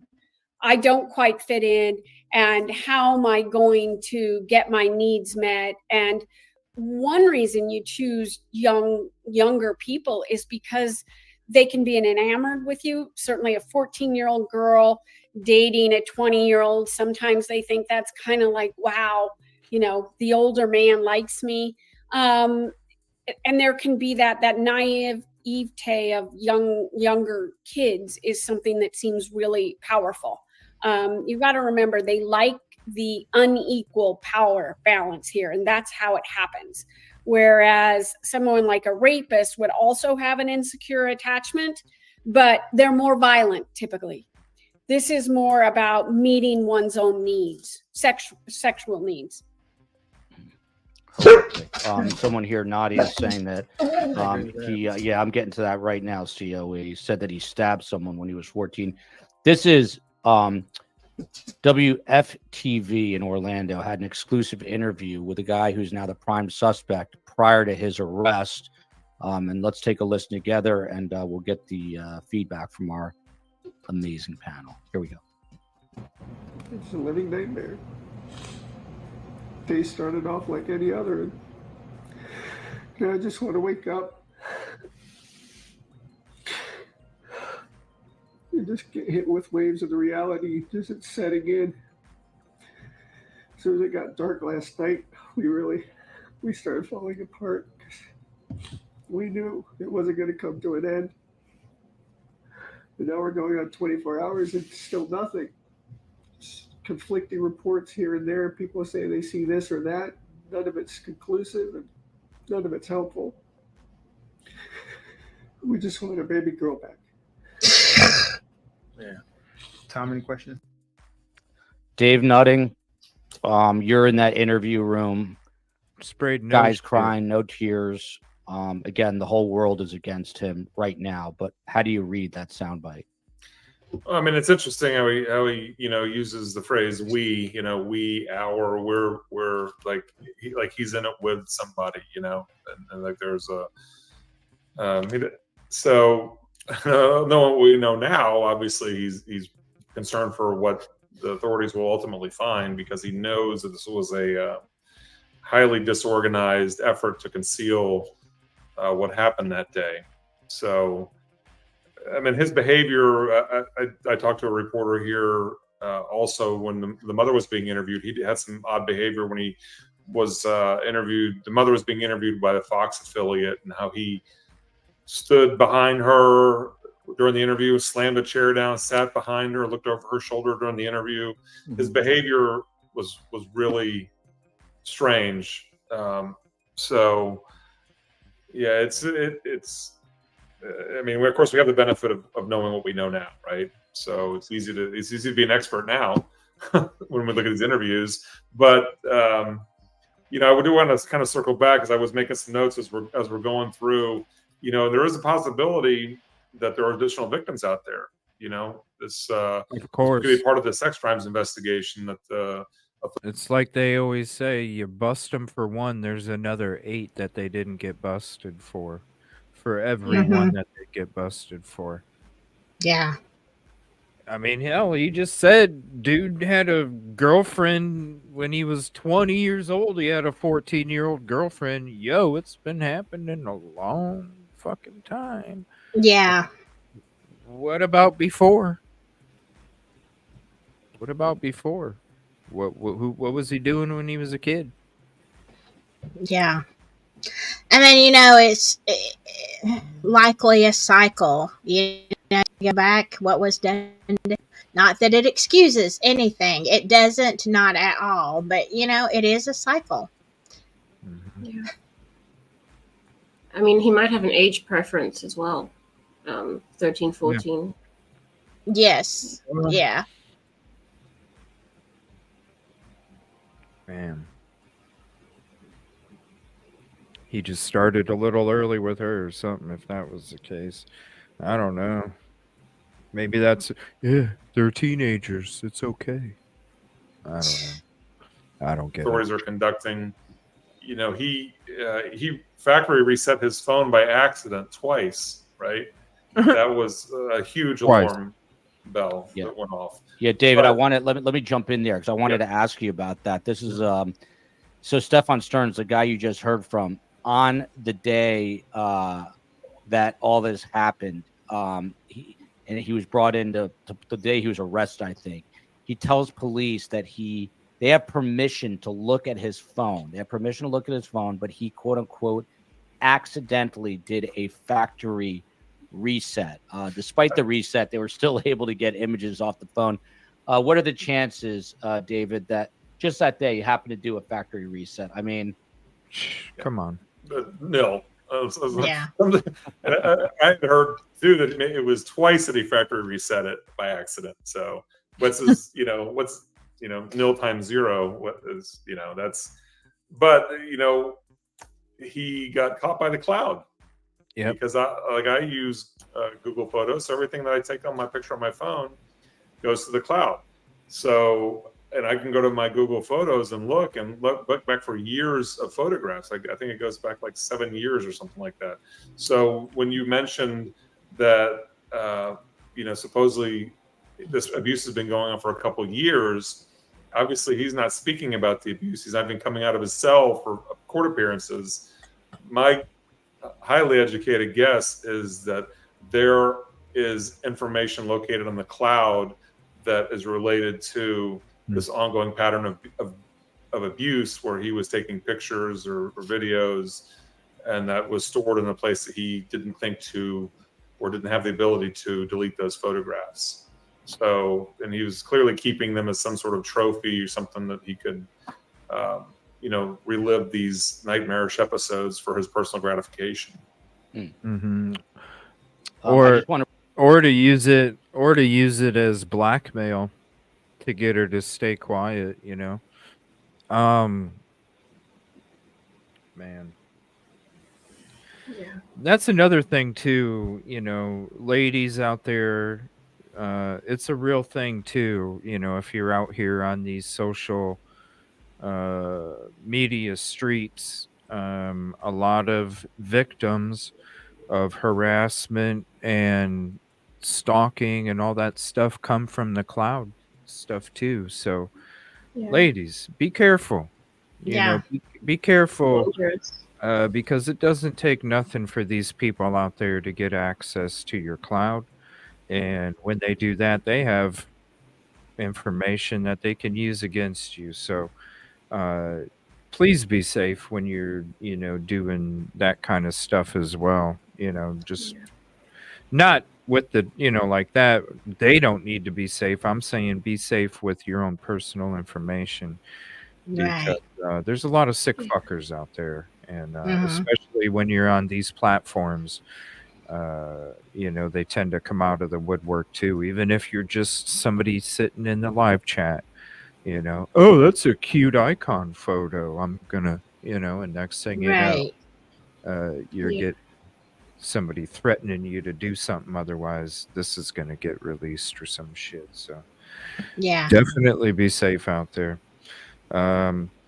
But I want to say thank you to you two for hanging out. I know the time's crazy for you, Rosie, but if you're up later, please join later on. Silky, if you're not busy, you're more than welcome to hop on later on. We'll be here's the link if you want to click the notification for tonight. We'll be going into that University of Idaho crime professor. I wanted to hop on a little bit, hung out, shout out Murder Metal Mayhem. He said the episode will probably be dropping on Saturday. I was up and I'm like, you know what? I got energy right now. Let's do this. Let's get on for a last minute live. I missed my day, peeps. So, and we'll be back tonight. So I had to get on to, it's been so long with the restoration and all these other things going on. I was like, screw it. We need to do a last minute live. So thank you both for coming on last minute too, because I would have been doing it all alone. I appreciate it. Thanks for having me. Yeah, thank you. Watch out for parrots. You put the PPP up there, and I was thinking peace, positivity, and parrots. There you go. Peace, positivity, parrots, Reese's Pieces, all sorts of shit. Right, Tiffany? I got it. I know Reese's starts with an R, but we emphasize the pieces. So, peace, positivity, progress, parrots, and Reese's Pieces. Love you some guys Reese's. tonight. Oh, me too. Thanks. I do too. Especially when it's on sale. I appreciate you guys. We'll see you tonight. Thank you for hanging out this afternoon. Appreciate you. Bye-bye.